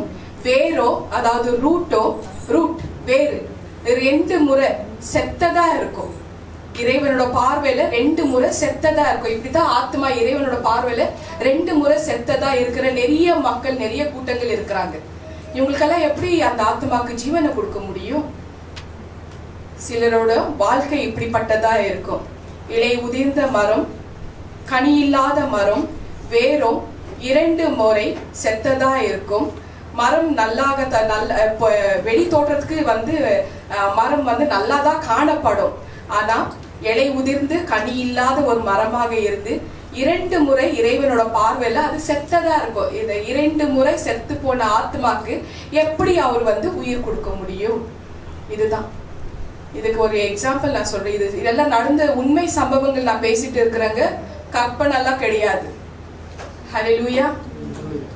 சென்னையில ஒரு பாஸ்டர், இளம் வாலிபன், நல்லா உற்சாகமா வர்ஷிப் பண்ணுவாரு. அவர் போடுற ட்ரெஸ் கோட் என்ன தெரியுமா? பியூர் ஒயிட் ட்ரெஸ் போட்டு தான் வர்ஷிப் பண்ணுவாரு. அவ்வளோ உற்சாகமா மகிழ்ச்சியா பாட்டு பாடி ஆராதனை பண்ணி பிரசங்கத்தை தொடங்குவாரா. எல்லா வாலிப பிள்ளைகளுக்கெல்லாம் ரொம்ப சந்தோஷம். அவர் அப்படியே வந்து டான்ஸ் ஆடின்னு பாடின்னு என்கரேஜ் பண்ணி உற்சாகமா பாடுற ஒரு மனிதன். 6 மாசத்துக்கு முன்னாடி அவங்க மனைவி இறந்து போயிடுறாங்க. ஏன்னா 2 குழந்தைங்களை விட்டுட்டு இறந்து போனதுனால எல்லா சபை மக்களுக்கும், அவங்க சர்ச்சோட எல்லா மக்களுக்கும், பிலீவர்ஸ்க்கும் அவர் மேல ஒரு பரிதாபம்.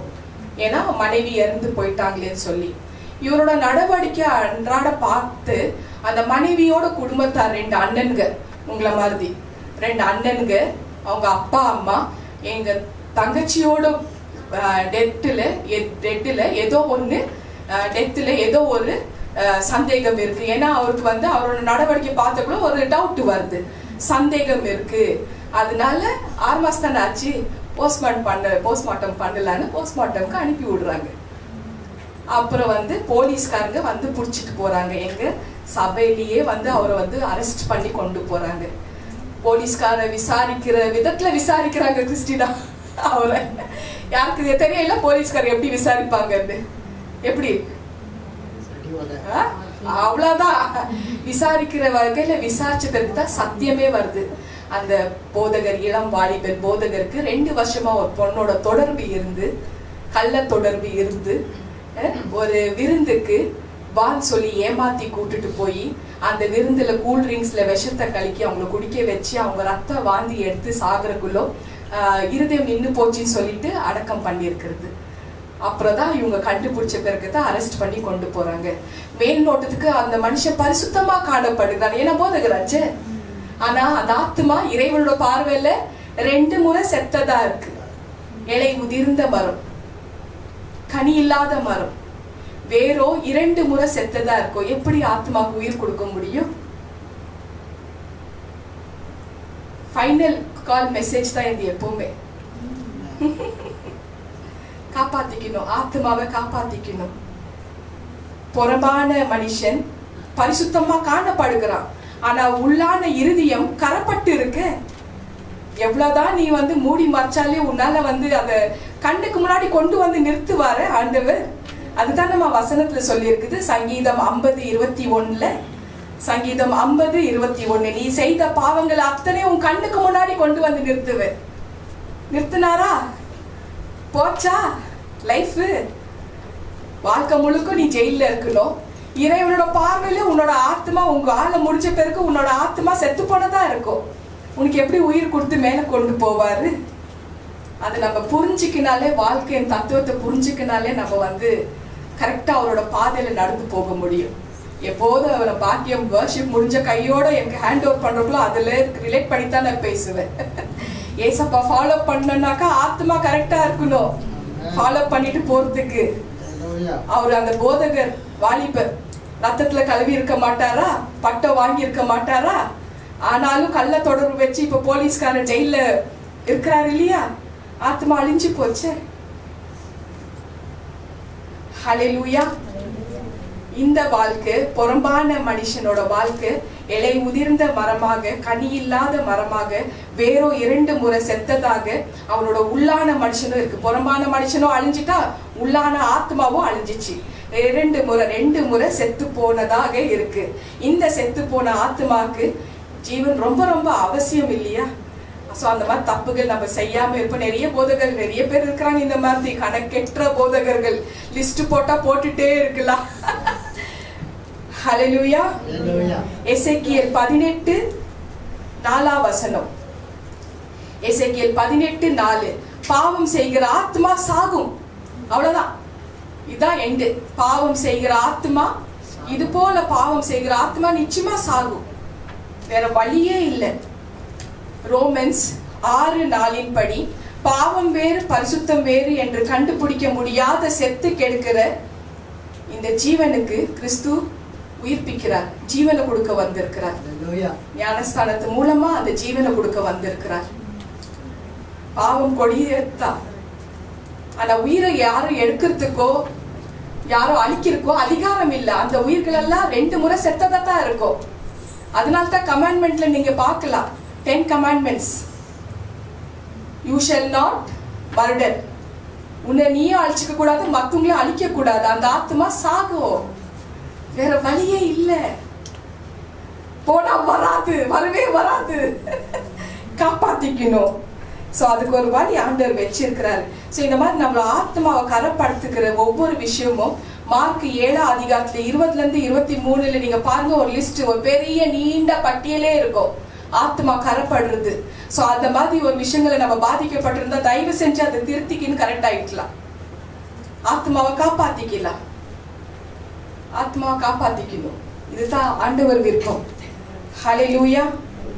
ஸோ ஒவ்வொரு விஷயமும் ஆண்டவர் வந்து பேசுறக்குள்ளோ எவ்வளவு துல்லியமா பேசுறார். நான் என் ஆடுகளுக்கு ஆத்மாவுக்கு ஜீவனை கொடுக்க நான் வந்திருக்கிறேன். அழிந்து போற ஆத்மாவுக்கு ஜீவனை கொடுக்க வந்திருக்கிறாரு.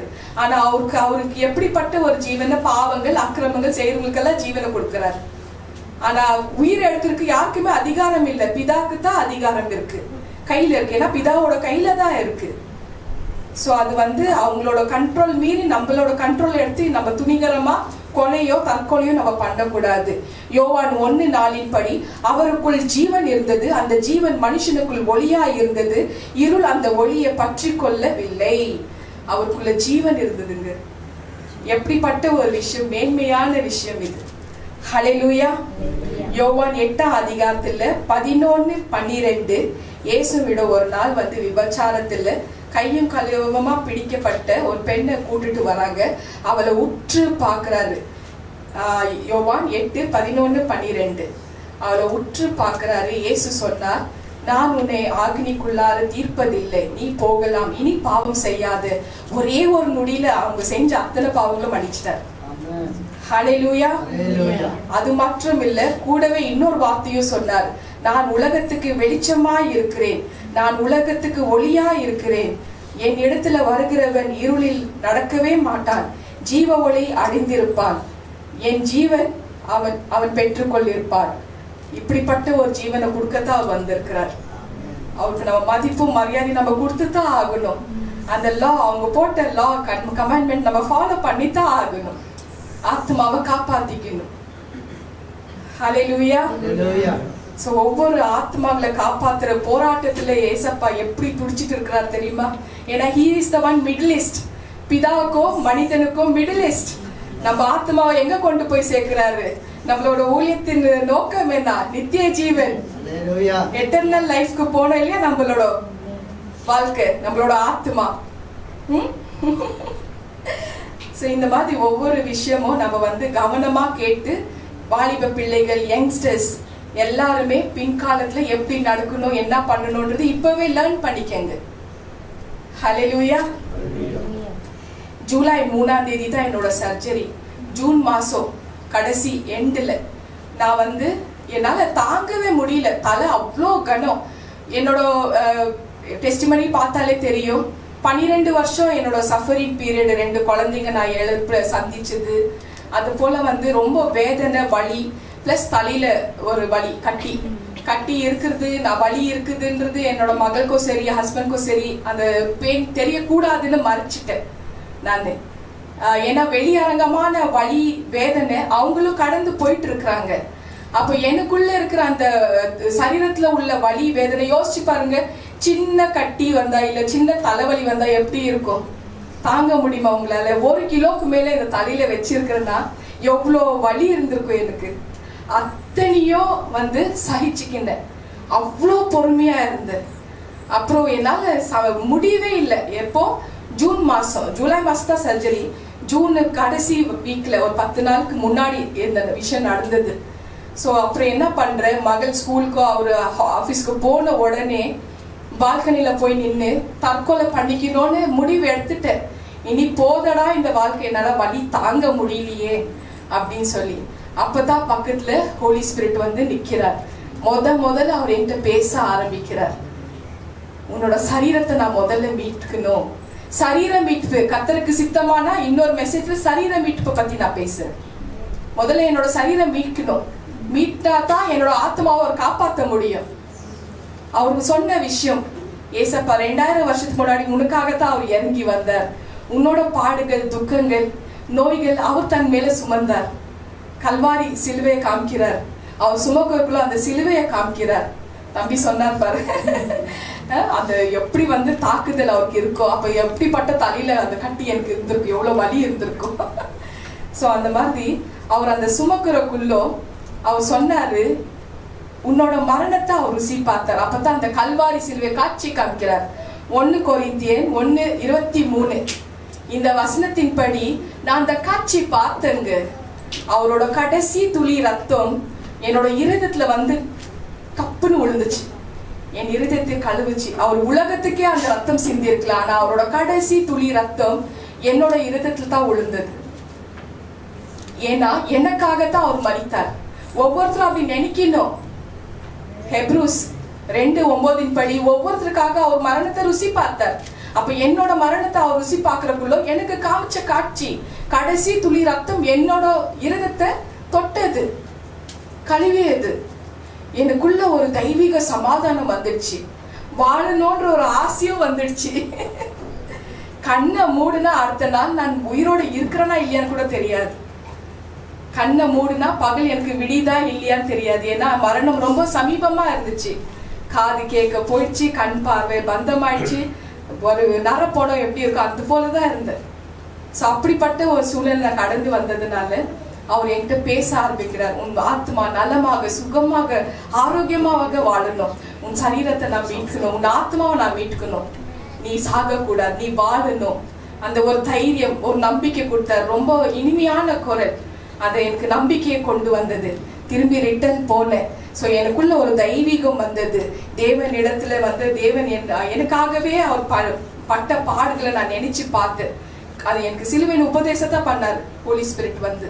அந்த சிலுவையின் உபதேசம் பார்த்து என்னால வந்து தாங்கவே முடியல. அப்புறம் வந்து நான் திரும்பி வந்துட்டு வந்த உடனே இந்த வசனத்தின்படி 1 கொரிந்தியர் 1:23 படி அந்த காட்சி கல்வாரி சிலுவையில தொங்கும் சிலுவநாதனை பார்க்கறக்குள்ளோ இவர் எனக்காகத்தான் தன் ஜீவனை விட்டாருன்றது நான் உற்று பார்த்தேன். அதை நான் நம்பினேன். என்னோட மரணத்தை அவர் ருசி பார்த்தாரு. அந்த காட்சி என் உள்ளத்துல அப்படியே பதிஞ்சிடுச்சு. அதனால்தான் நான் வந்து ஜனங்களுக்கு வந்து தெரியப்படுத்துறேன். ஏன்னா கிறிஸ்துவின் அன்பு என்னை நெருக்கி ஏவுகிறது. யாரெல்லாம் வந்து தற்கொலை பண்ணணும்னு நினைக்கிறாங்களோ அவங்களுக்கு தேடி போய் நானே சொல்லுவேன், வேண்டாம், ஆத்மா அழிஞ்சிடும், வேண்டாம், பண்ணிக்காதீங்க. உங்களுக்காக சிலுவையில தொங்கிய ஏசப்பா மகிழ்ச்சியா காத்துட்டு இருக்கிறாரு, மகிழ்விக்க காத்துட்டு இருக்கிறாரு. தயவு செஞ்சு தற்கொலை பண்ணிக்காதீங்கன்னு போய் சொல்லுவேன். ஏன்னா என்ன போல நிறைய சகோதரிமார்கள் அந்த மாதிரி ஒரு முடிவுல இருக்கிறாங்க. மாத்திக்கங்க, ஆத்மா அழிஞ்சு போயிடும், போனா வரவே வராது. 2 முறை ஆத்மா செத்ததா இருக்கும். ஒரு முறை உயிர் கொடுப்பாரு, ஆத்மாக்கு மறுமுறை உயிர் கொடுத்துட்டு ராஜ்யத்துக்கு கொண்டு போறாரு, பரிபூர்ண ஜீவன். சோ 2 முறை செத்ததா இருக்கணுமா இல்ல 2 முறை ஜீவன் எடுத்துட்டு நித்திய ஜீவன் போகணுமா? முடிவை நீங்க தான் எடுக்கணும் இல்லையா? முடிவை நம்ம மட்டும்தான் எடுக்க முடியும். சோ நம்ம செத்து போன ஜீவனாக நம்ம இருக்கக்கூடாது. அதுதான் தான் ஏசப்பா சொல்றாரு. யோவான் 14:6 நானே வழி, நானே சத்தியம், நானே ஜீவனா இருக்கிறேன், நித்திய ஜீவனை கொடுப்பேன் என்று அவர் கொடுத்த வாக்கு தத்துவம் ஒரு நாளும் மாறாது. ஆமென். 1 யோவான் 2:25 அந்த ஜீவனை கொடுப்பேன்ன்றக்குள்ளோ நம்ம அவர் சொன்ன மாதிரி தான் நம்ம நடக்கணும். நம்ம மீறி நடந்தாக்கா என்ன ஆகும்? ஆத்மா இறைவனோட பார்வையில 2 முறை செத்ததா இருக்கும். அந்த ஜீவனை கொடுக்கத்தான் அவர் வந்தாரு. நம்ம எல்லாருமே பரிபூர்ண ஜீவன், எட்டர்னல் லைஃப் நம்ம எல்லாருமே பெற்றுக்கொள்ளணும். நம்ம ஆத்மாவை காப்பாத்திக்கணும். இதுதான் அவரோட நோக்கம், விருப்பம் எல்லாமே. ஒவ்வொரு ஆத்மா காப்பாத்துறதுக்கு அவர் எப்படி துடிக்கிறாரு தெரியுமா? துடிக்கிறாருங்க. திருட வரான், கொல்லவோ அழிக்கவோ அவன் வரான். அவன் கிட்ட எப்படி காப்பாத்துறது ஆத்மாங்கள? ஆனா அந்த திருடன் கிட்ட தான் நம்ம ஆத்மாங்க போய் அதிகமா போய் சேர்ந்துடுது. இடம் கொடுத்துடுறோம் நம்ம இல்லையாம்மா? இடம் கொடுத்துட்டு திருடன் வந்து ரைட்டு நீ எடுத்துட்டு போன்னு நம்ம விட்டுடுறோம், ஆத்மாவை விட்டுடுறோம். ஆத்மாவை காப்பாத்திக்கங்க, யாரும் விடாதீங்க. ஹல்லேலூயா. இந்த ஆத்மா இறைவனுக்கு மட்டும்தான் சொந்தம், அது மட்டும் மறந்துடாதீங்க. ஆத்மா இறைவனுக்கு மட்டும்தான் சொந்தம். ஒவ்வொரு மனுஷங்களை பார்க்குற போல போய் சொல்லுவேன், கிறிஸ்துவோட அன்பு என்னை நெருக்கி ஏவுகிறது. 2 கொரிந்தியர் 5:14 படி அவர் என் உள்ளான மனிதனை எனக்கு வந்து மாத்தினாரு, என்னோட இருதயத்தை மாத்தினாரு, எனக்கு புது ஜீவனை கொடுத்தாரு. தற்கொலை எண்ணத்துல இருந்து என்னை மாத்திட்டு இன்னைக்கு வந்து இந்த இடத்துல நிக்க வச்சிருக்கிறாருனாக்கா எல்லாமே அவரோட கிருபை தாங்க. ஏன்னா அவரு ஒரு நோக்கத்துக்காகத்தான் வைத்திருக்கிறாரு. நான் ஆத்மாக்களை காப்பாற்றணும், நித்திய ஜீவன் கொண்டு வரணும். ஒரு கூட்ட ஜனத்தை நித்திய ஜீவன் கொண்டு வர ஒரு பொறுப்பு, ஒரு அக்ரிமெண்ட் அவர்கிட்ட நான் போட்டு வச்சிருக்கிறேன். ஹல்லேலூயா. சோ அந்த சிலுவை தொங்குற சிலுவை நாதனை பார்த்து உங்களை மகிழ்விக்க அவர் காத்துட்டு இருக்கிறாருன்னு சொல்லி ஜனங்களுக்கு நான் தெரியப்படுத்தி அந்த எண்ணத்தை வந்து மாத்துவேன். பீடியில வந்து ஒரு சகோதரி, அவங்க கூட டெஸ்டிமனி நம்ம சேனல்ல போட்டிருப்பாங்க. அந்த சகோதரியோட அப்பா அம்மா எல்லாருமே ஒரே வருஷத்துல, அப்பா அம்மா அண்ணன் கணவர் 2 மாசம் கல்யாணம் ஆகி கணவரும் இறந்துறாரு, தனியா ஒத்தையில இருக்கிறாங்க. இப்ப அவங்களுக்கு வந்து தற்கொலை தான் முடிவுன்றது எடுத்துட்டாங்க. அந்த நேரத்துல தான் ஆண்டவர் அங்க என்னை போய் கொண்டு போய் பிரசங்கம் பண்ண வைக்கிறார். அந்த இடத்துல அந்த சகோதரியை பார்த்து தெரியப்படுத்தி அவங்களுக்கு வந்து புது வாழ்க்கையை தேவன் என் மூலமா கொடுத்தார். அந்த எண்ணத்தை மாத்த வச்சார். இந்த மாதிரி நிறைய பேர் வந்து தற்கொலைக்கு துடிக்கிற ஆத்மாக்களை பார்த்த உடனே தெரிஞ்சிடுது. ஸோ அந்த எண்ணத்தை வந்து மாத்தி தற்கொலை ஸ்பிரிட், அந்த மரணத்தின் ஆவி பின்னாடி பேசிட்டே இருக்கும், செத்துட்டு எதுக்கு வாழ்ற அப்படி வந்து அவன் திருட அழிக்கவும் கொல்லவும் இதுக்குதான் வரான், வேற ஒன்றுத்துக்கு வரமாட்டான். திருடவும் அழிக்கவும் கொல்லதான் வரான், வேற ஒன்றுத்துக்குமே வரமாட்டான்னு யோவான் 10:10 சொல்லியிருக்கு. ஸோ அந்த திருடன் கையில நம்ம ஆத்மா வந்து நம்ம வைக்கவே கூடாது. 1 சாமுவேல் 2:6 படி அதை நம்ம வாசிப்போம்.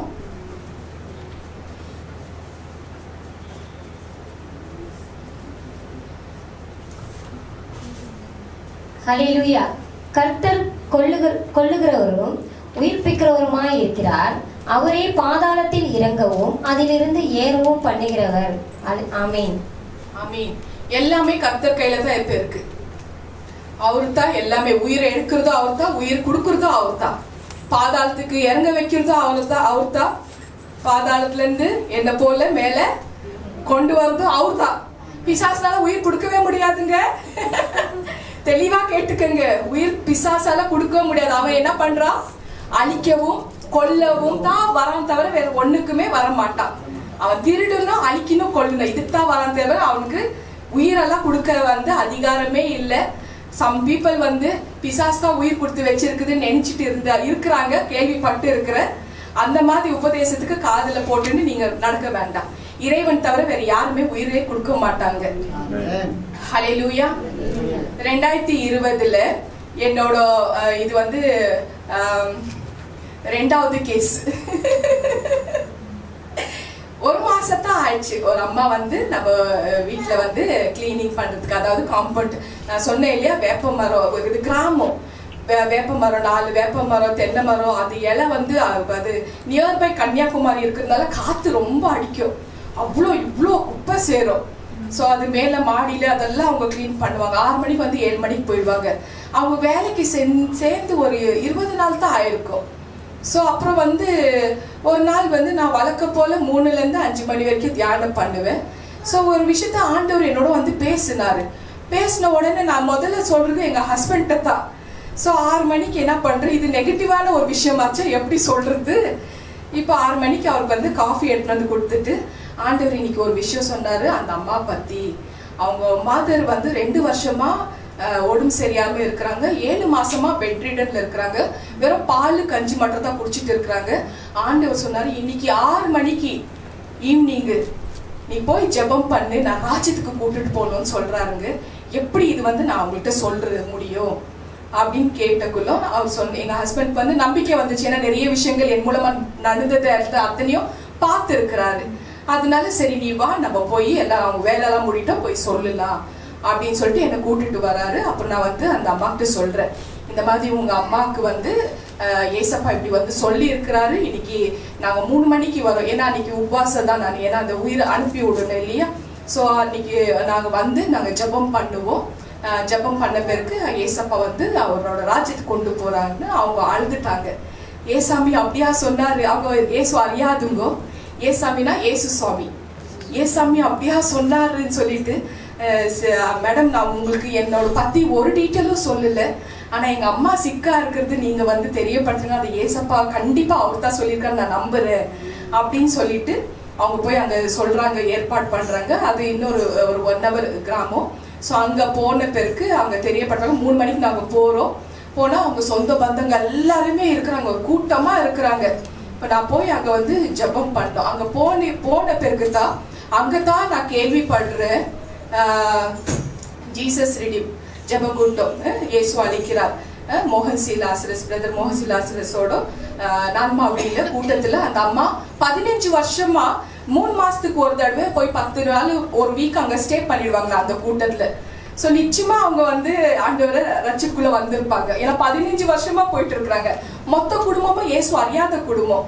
இப்போ அந்த 7 மாசமா அவங்க வந்து மூச்சு இருக்குது, பேச்சுவார்த்தை இல்லை, எந்த ஒரு அசைவும் இல்லை, நரம்பெல்லாம் வந்து அப்படியே எப்படி சொல்றது, நரப்பணம்னு சொல்லுவாங்க இல்லையா, அந்த மாதிரி ஒரு உணர்ச்சியே இல்லை. இப்போ நான் வந்து அதை கேட்குறேன். ஸோ அவங்க எல்லாம் சொல்றாங்க, இந்த மாதிரி எங்க அம்மா வந்து 15 வருஷமா இயேசு அழைக்கிறா ஜெபக்கூட்டத்தில் போய் அழுதுக்குவாங்க.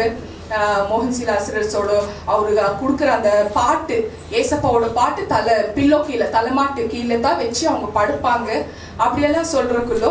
அப்போ நான் வந்து போய் அங்க கேட்டு அங்க அந்த அம்மா பார்க்குறேன். அந்த அம்மா அழுகுறாங்க. உள்ளான ஆத்மா, இன்னர் மேன், அவங்கள அந்த அம்மாவோட ஆத்மா கிட்ட தான் நான் பேசுறேன் இப்போ. ஏன்னா அவங்களுக்கு பேச்சுவார்த்தை இல்லை, மூச்சு மட்டும் தான் இருக்கு. இப்போ உள்ளான இருதயத்திட்ட நான் பேசுறேன்.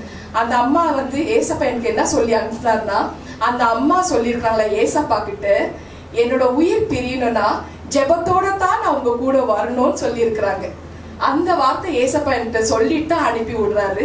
அப்ப அந்த அம்மா கண்ணிலேயே பேசுறாங்க, அழுகுறாங்க, எல்லாரும் பாக்குறாங்க. ஐயோ எங்க அம்மாவுக்கு உணர்ச்சி இல்லாதுங்கோ, அழுகுறாங்களே, என்ன சொல்றாங்க சொல்லுங்கன்னு. ஜபத்தோட தான் அந்த ஆத்மாவை கொண்டு போனோன்னு ஏசப்பா சொல்லி இருக்கிறத அவங்க தெரியப்படுத்துறாங்க, நன்றி சொல்றாங்க அப்படின்னு சொல்லி பிறகு அந்த அம்மாவோட தலையில நான் வந்து கை வச்சு ஜபம் பண்ணுவேன். இந்த அம்மா தான் அது, இந்த ஸ்கிரீன்ல பாக்குறீங்க இல்லையா, அந்த அம்மா அவங்கள்ட்ட வந்து ஹோலி வாட்டர் கொடுத்து தலையில கை வச்சு ஜபம் பண்ணி, அதுக்கப்புறம் 6 மணிக்குள்ள நீ வந்துடணும்னு வேற கட்டளை ஏசப்பா, 6 மணிக்குள்ள ரீச் ஆகணும் வீட்டுக்கு. ஸோ வந்த உடனே நான் வந்து குளிச்சு ரெடி ஆகிட்டு வெயிட் பண்ணிட்டு இருக்கிறேன். கரெக்டாக 6:02 அவங்க பேத்தியோட கால் வருது, மேடம் இந்த மாதிரி பாட்டியோட உயிர் பிரிஞ்சதுன்னு சொல்லிட்டு. அவர் சொன்ன மாதிரி 6 மணிக்கு அந்த உயிரை எடுத்துட்டு போனார். இந்த காரியத்தை வந்து அதே நால்மாவடியில் brother Daniel Peter Jesus revival மினிஸ்ட்ரியில் நான் வந்து அங்கே ஷேர் பண்ணேன், என்னோட அனுபவத்தை ஷேர் பண்ணிட்டு அன்னைக்கு ஈவினிங்கு பெனியல் டிவிக்காரங்க ஒரு இன்டர்வியூ எடுத்தாங்க என்ன. அந்த இன்டர்வியூவில் இங்கே பார்க்கலாம், அந்த இன்டர்வியூவில் வந்து நான் வந்து இந்த காரியத்தை ஷேர் பண்ணேன் பாஸ்டர் டேனியல் பீட்டர் கிட்ட. இந்த மாதிரி ஆண்டவர் எனக்கு தெரியப்படுத்தினாரு, ஜபம் பண்ணா உயிரை கொண்டு போறேன்னு. அப்பதான் அவர் சொன்னாரு, எப்படி எவ்வளோ வல்லமையா ஆண்டவர் நடத்திட்டு இருக்கிறாரு. நாங்க எல்லாம் ஜபம் பண்ணா உயிர் வரோம் தான் நாங்க நினைச்சிட்டு இருக்கிறோம், உயிரை கொண்டு போறதுக்கு கூட ஜபத்தோட அனுப்பி விடுன்னு சொல்றாரு பாருங்க. நல்லா ஆத்துமாங்க, உயிர் அவர்கிட்ட ஹேண்ட் ஓவர் பண்ணணும், அவ்வளவுதான். இது புனிதமான வேலைங்க. அதுக்கு உண்டான அது நம்ம வந்து ஆயத்தமா இருக்கணும், அந்த குவாலிஃபை வேணும். ஸோ அந்த ஆத்மா வந்து நல்லபடியா ஜபம் பண்ண பிறகு 6 மணிக்கு அவர் சொன்ன மாதிரி உயிர் பிரிஞ்சது. இன்னைக்கு நம்ம இன்னொரு மகள் வரல லட்சுமி, அந்த விஷயமும் அப்படியே தான் நடந்தது. அவங்க கணவரோட உயிர் பிரிய போது டிசம்பர் மாசம் தெரியப்படுத்திட்டார் ஆண்டவர். முதல் வாரத்துல எப்படி இருக்கும் எனக்கு, அந்த மகளுக்கும் என்னால சொல்ல முடியாது, அந்த தாய்க்கும் சொல்ல முடியாது. உடனே நவம்பர் மாசம் 10 நாளைக்கு முன்னாடி வீட்டுக்கு கூப்பிட்டுட்டேன் நான். இப்ப நான் சொல்ல முடியாது, உன் கணவர் வந்து டிசம்பர் 1st வீக்ல மறிக்க போறாருன்னு, டிசம்பர் 3ஆம் தேதி. எப்படி நான் சொல்லுவேன்? நவம்பர் எண்டில் 10 நாளைக்கு முன்னாடி எண்டில் கூப்பிட்டுடுறேன், நான் ஒரு வாரத்துக்கு முன்னாடியே கூப்பிட்டு காலையில வந்துடுறாங்க. வந்து சாயந்தரம் வரைக்கும் அவங்கள வந்து நான் அப்படியே எங்கேஜா வச்சு பிரேக்ஃபாஸ்ட் கொடுத்து லஞ்சு கொடுத்து ஈவினிங் அப்படியே கூடவே இருந்து கடைசியா போறக்குள்ளோ, நீங்க எது பத்தியும் கவலைப்படாதீங்க, இது வந்து உங்க வீடு நினைச்சுக்கோங்க, இது அப்பா வீடு அம்மா வீடு நினைச்சுக்கோங்க. அவங்க அம்மா சகோதரி லட்சுமியோட அம்மா என்னை வந்து அம்மான்னு தான் கூப்பிடுவாங்க, நான் அவங்கள பேர் விட்டு தான் கூப்பிடுவேன். ஸோ அந்த மாதிரி நல்லபடியாக அந்த நல்லடக்கம் பண்ணி அவங்கள அனுப்பி வச்சாச்சு. ஸோ ஒவ்வொரு உயிரினங்கள் இறைவனோட கையில் மட்டும்தான் இருக்குதுன்னு நம்ம புரிஞ்சுக்கணும். நம்ம ஆத்மாவை காப்பாற்ற தான் வந்திருக்கிறாரு, ஜீவனை கொடுக்க வந்திருக்கிறாரு. அந்த ஜீவனை கொடுத்து அவர் ராஜ்யத்துக்கு கொண்டு போறார். அதனால ஆத்மா அழியாதபடி, 2 முறை செத்ததா இருக்காதபடி நம்ம ஆத்மா பாதுகாக்க வச்சுக்கணும். ஹல்லேலூயா. ஜெரமியா 21:8 நம்ம வாசிப்போம்.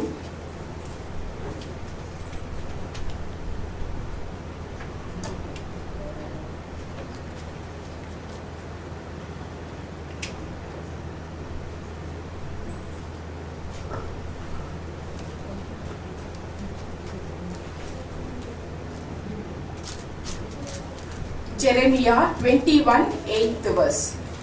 ஹல்லேலூயா. பின்னையும் அவர் இந்த ஜனங்களை நோக்கி, இதோ நான் உங்கள் முன்னே ஜீவ வழியையும் மரண வழியையும் வைக்கிறேன் என்று கர்த்தர் சொல்லுகிறார். ஆமென். 2 ஆப்ஷன் வச்சிட்டாருங்க.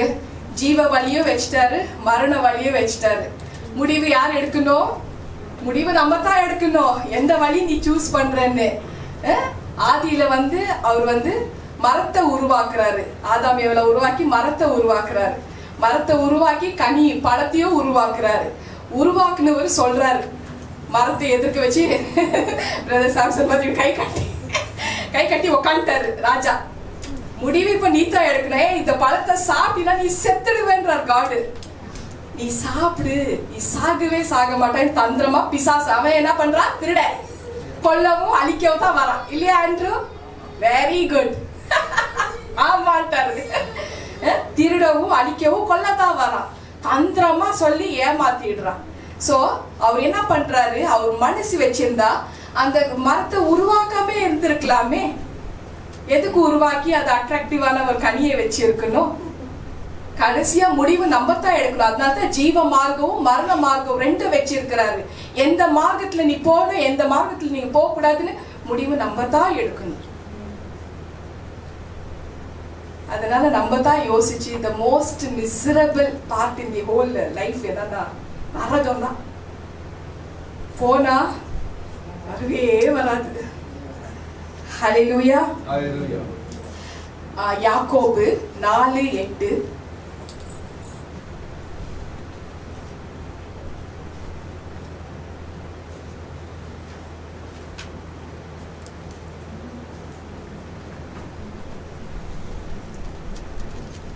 ஜேம்ஸ் 4:8. ஹல்லேலூயா. தேவனிடத்தில் சேருங்கள், அப்பொழுது அவர் உங்களிடத்திலே சேருவார். பாவிகளே, உங்கள் கைகளை சுத்திகரியுங்கள், இருமனம் உள்ளவர்களே, உங்கள் இருதயங்களை பரிசுத்தமாக்குங்கள். ஆமென். இந்த வார்த்தை எப்படி நம்ம நடப்போமா? நம்மள பார்த்து ஏசப்பா சொல்றாரு, இருமனம் வேண்டாம். ஒண்ணு உலகமா இல்ல லைஃபா, ஆண்டவரா, நம்ம தான் சூஸ் பண்ணிக்கிட்டோம். சோ நம்ம இருதயத்தை வந்து சுத்தமாக்கி கொள்ளுங்க.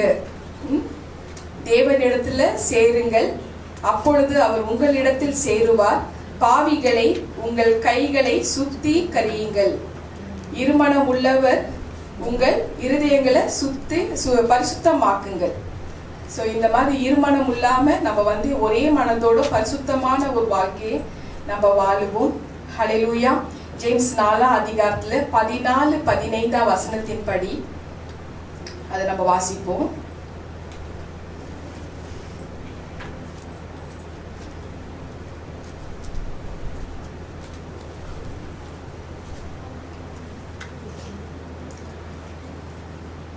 ஹல்லேலூயா. நாளைக்கு நடப்பது உங்களுக்கு தெரியாதே. உங்கள் ஜீவன் எப்படிப்பட்டது? கொஞ்சம் காலம் தோன்றி பின்பு தோன்றாமல் போகிற புகையை போல் இருக்கிறதே. ஆதலால் ஆண்டவருக்கு சித்தமானால் நாங்களும் உயிரோடு இருந்தால் இன்னினத்தை செய்வோம் என்று சொல்ல வேண்டும். ஆமென். ஆமென். சோ நம்மளோட உயிரோட டிசிஷன் அவர் தான் பண்ணுவார். ஆண்டவரோட சித்தமான இருந்தா நம்ம என்ன பண்ணணும், ஏது பண்ணணும்னு நம்ம முடிவெடுப்போம். ஹல்லேலூயா. திருடன் கையில ஆத்மாவை ஒப்படைக்க கூடாது. இதுதான் மெசேஜ். பரிபூர்ண ஜீவனை பெற்றுக்கொள்ளுவோம். Perfect life. தெரிஞ்சோ தெரியாமலும் நம்ம இறைவனோட பார்வையில நம்ம ஒரு வேலை செத்ததா இருந்தா பாவ அறிக்கை பண்ணிப்போம். நம்ம எல்லாம் கொலை குற்றவாளி எல்லாம் கிடையாது இல்லையா? பாவ அறிக்கை நம்ம பண்ணிப்போம். மனதார இறைவன்கிட்ட, ஆண்டவரே நான் செய்த பாவங்களை மன்னிச்சிடு ஏசப்பான்னு ஒரு நொடி நம்ம கேட்போம். அவர் நிச்சயமா மன்னிப்பார். பிறரோட பாவத்தையும் நம்ம மன்னிக்கணும்னு சொல்றாரு. இல்லைனாக்கா உன்னோட பாவத்தை தேவன் மன்னிக்கவே மாட்டாருன்னு ஏசப்பா சொல்றாரு. மார்க் 11ஆம் அதிகாரத்துல 25, 26 வசனத்தின்படி பிறரோட பாவங்கள் நம்ம மன்னிக்கணும். அப்பொழுது உன்னோட பாவத்தை பரலோகத்துல இருக்கிற பிதா மன்னிப்பார். நீ பிறரோட பாவத்தை மன்னிக்கலன்னா உன்னோட பாவத்தை மன்னிக்கவே மாட்டார். அந்த மாதிரி நம்ம தேவனோட பார்வையில நம்ம குட் சில்ட்ரனா இருக்கலாம்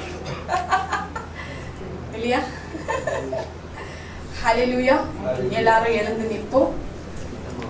கர்த்தர் நமக்கு சொல்லி கொடுத்த ஜெபத்தை நம்ம சொல்லுவோம்.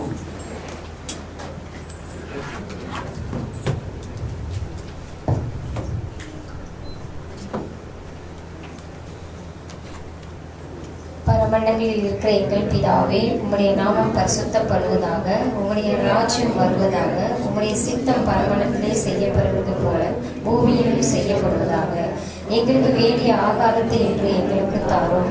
எங்கள் கடனாளிகளுக்கு நாங்கள் மன்னிக்கிறது போல எங்கள் கடன்களை எங்களுக்கு மன்னியும். எங்களை சோதனைக்கு உட்பட பண்ணாமல் தீமை நின்று எங்களை ரட்சித்துக் கொள்ளும். ராஜ்யமும் வல்லமையும் மகிமையும் என்றென்றைக்கும் உடையவைகளே. ஆமென். இங்கிலீஷ்ல சொல்லுவோம். Father in heaven,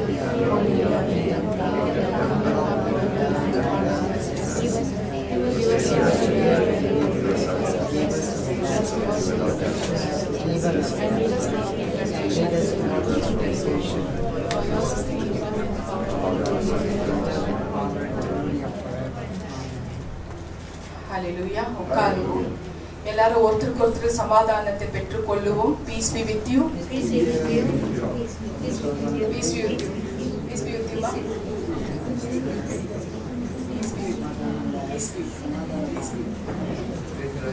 எல்லாரும் உட்காருவோம். எல்லாரும் உங்களோட அன்பு காணிக்கைகளை கையில எடுத்துக்கொள்ளுங்கள். இது தேவனுக்கு செலுத்துற ஒரு காணிக்கை, புனிதமான காரியங்களுக்கு பயனாகும். நீங்க கொடுக்கிற காணிக்கை 30, 60, 100 ஆகும்படியாக கர்த்தர் உங்களை ஆசீர்வதிப்பார். ஆமென்.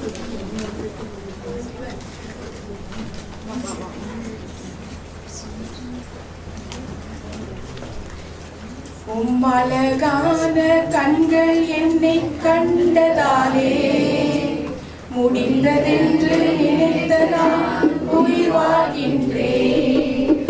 உம்மழகான கண்கள் என்னை கண்டதாலே முடிந்ததென்று நினைத்த நான் உயிர் வாழ்கின்றேன். யாரும் அறியாத என்னை நன்றாய் அறிந்து தேடி வந்த நல்ல நேசரே, யாரும்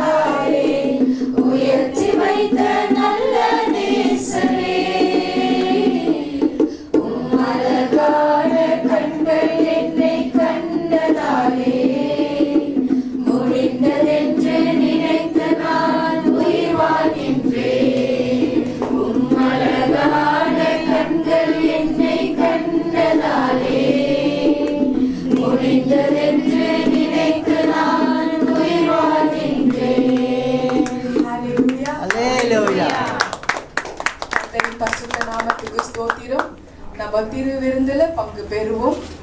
ஞானஸ்தானம் எடுத்துங்கோ, திருவிருந்துல பங்கு பெறலாம். எல்லாரும் எழுந்து நிற்போம்.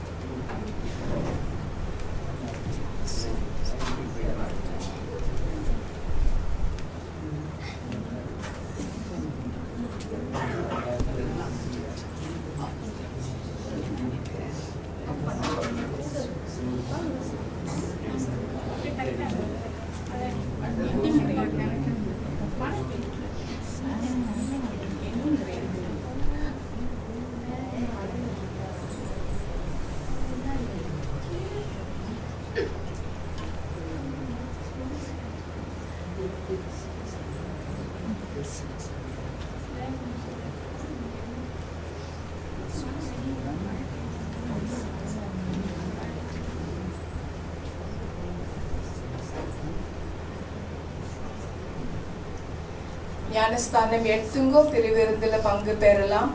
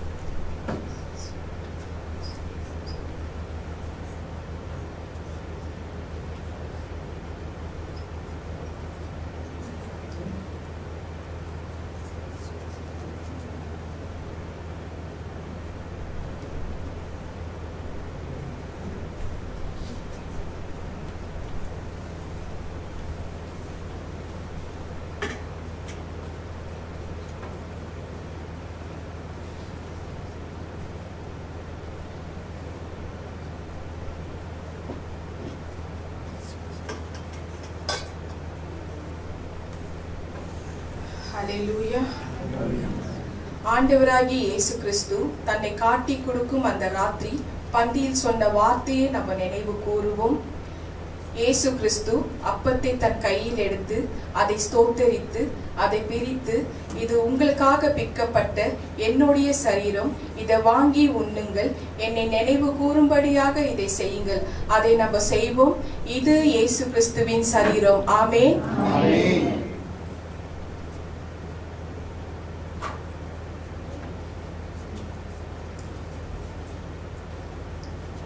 அந்தபடியே ஒரு பாத்திரத்தில் திராட்சை ரசத்தை எடுத்து, இது உங்களுக்காக சிந்தப்பட்ட என்னுடைய இரத்தம், இது என்னுடைய புதிய உடன்படிக்கை ஆகும், இதை வாங்கி பருகுங்கள், என்னை நினைவு கூறும்படியாக இதை செய்யுங்கள். அதை நம்ம செய்வோம். இது இயேசு கிறிஸ்துவின் இரத்தம். ஆமென்.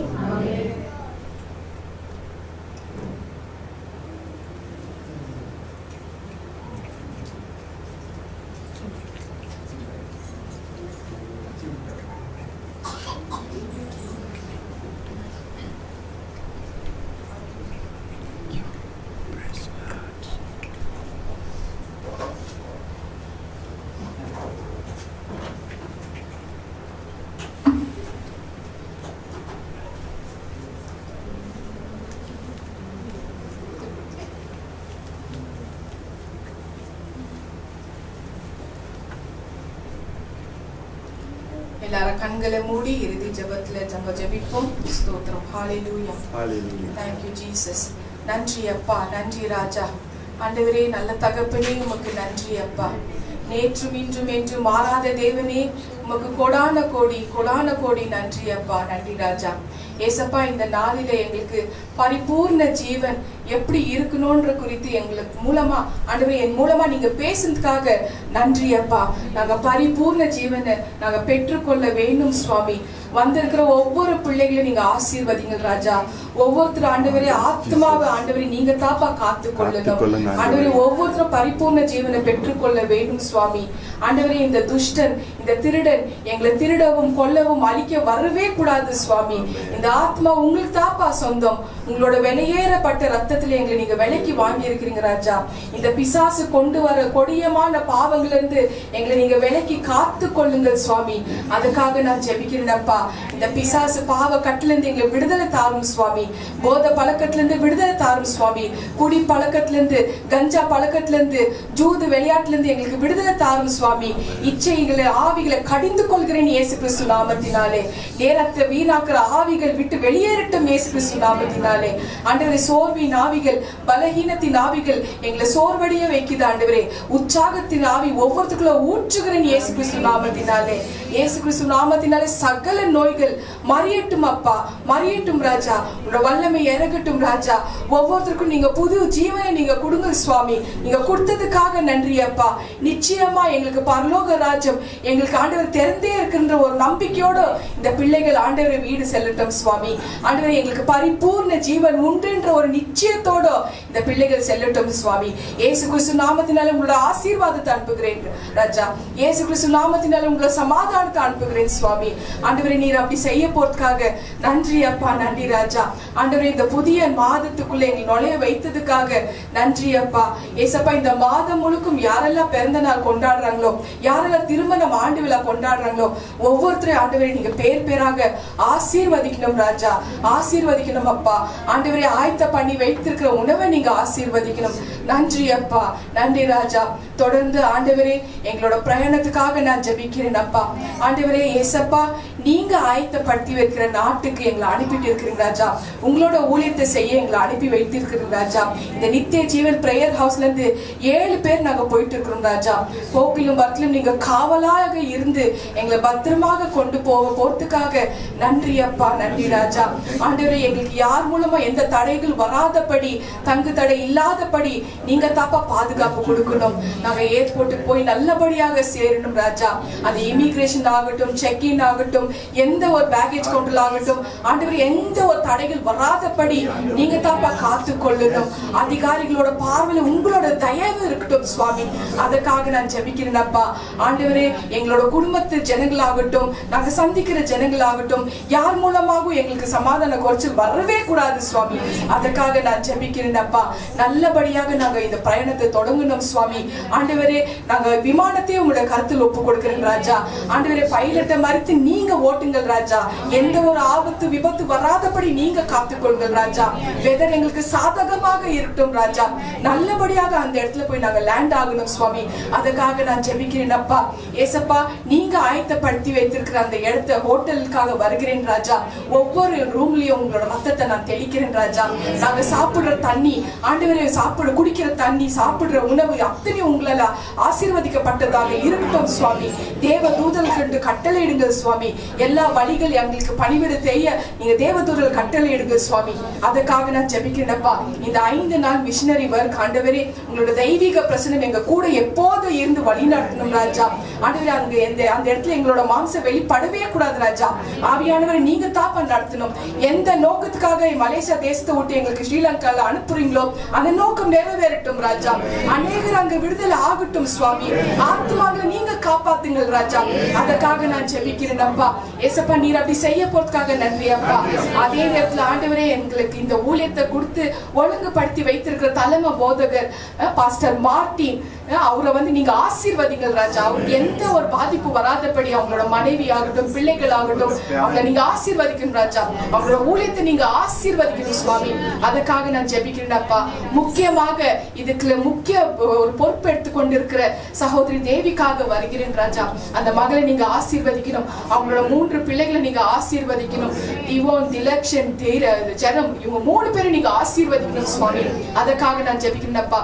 எந்த பிசாசு தாக்குதல் அவங்களுக்கு வராதபடி நீங்க தாப்பா காத்துக்கொள்ளணும். அப்படி ஒரு பாதுகாப்பு நீங்க வெளியே நீங்க போட போறதுக்காக நன்றி அப்பா. உங்க ரத்த கோட்டைக்குள்ள நீங்க மூடி மறுத்து நீங்க பாதுகாப்பு நீங்க கொடுக்க போறதுக்காக நன்றி தகப்பனே, நன்றி ராஜா. எந்த ஒரு தேவையில்லாத கால்ஸோ மெசேஜோ வராதபடி நீங்க காத்துக்கொள்ளுங்கள் ராஜா. எங்களோட ஆவியில டிஸ்டர்ப் ஆகுறபடி எந்த ஒரு காரியம் வராதபடி கிட்ட நெருங்காதபடி உங்க ரத்த கோட்டைக்குள்ள எங்களை மூடி மறுத்து பாதுகாப்பு நீங்க தாப்பா கொடுக்கணும். அதற்காக நான் ஜெபிக்கிறேன்ப்பா. எங்களை நீங்க வல்லமையா அங்க நடத்த போறதுக்காக நன்றி அப்பா. ஆண்டவரே, இந்த மிஷனரி ஒர்க் ஆண்டவரே இந்த இடத்துல இருந்து ஆரம்பிச்சு ஸ்ரீலங்காக்கு போய் திரும்ப அங்கிருந்து ரிட்டர்ன் ஆகி வர வரைக்கும் முழு பொறுப்பு எடுத்துக்கொண்டிருக்கிற அன்பு உள்ளம் ஆண்டவரே, சகோதரன் ஆண்டவரே, நீங்க கிறிஸ்டபர் பிரதரை நீங்க ஆசீர்வதிக்கணும். அந்த உதவி கரங்களை நீங்க ஆசீர்வதிக்கணும்.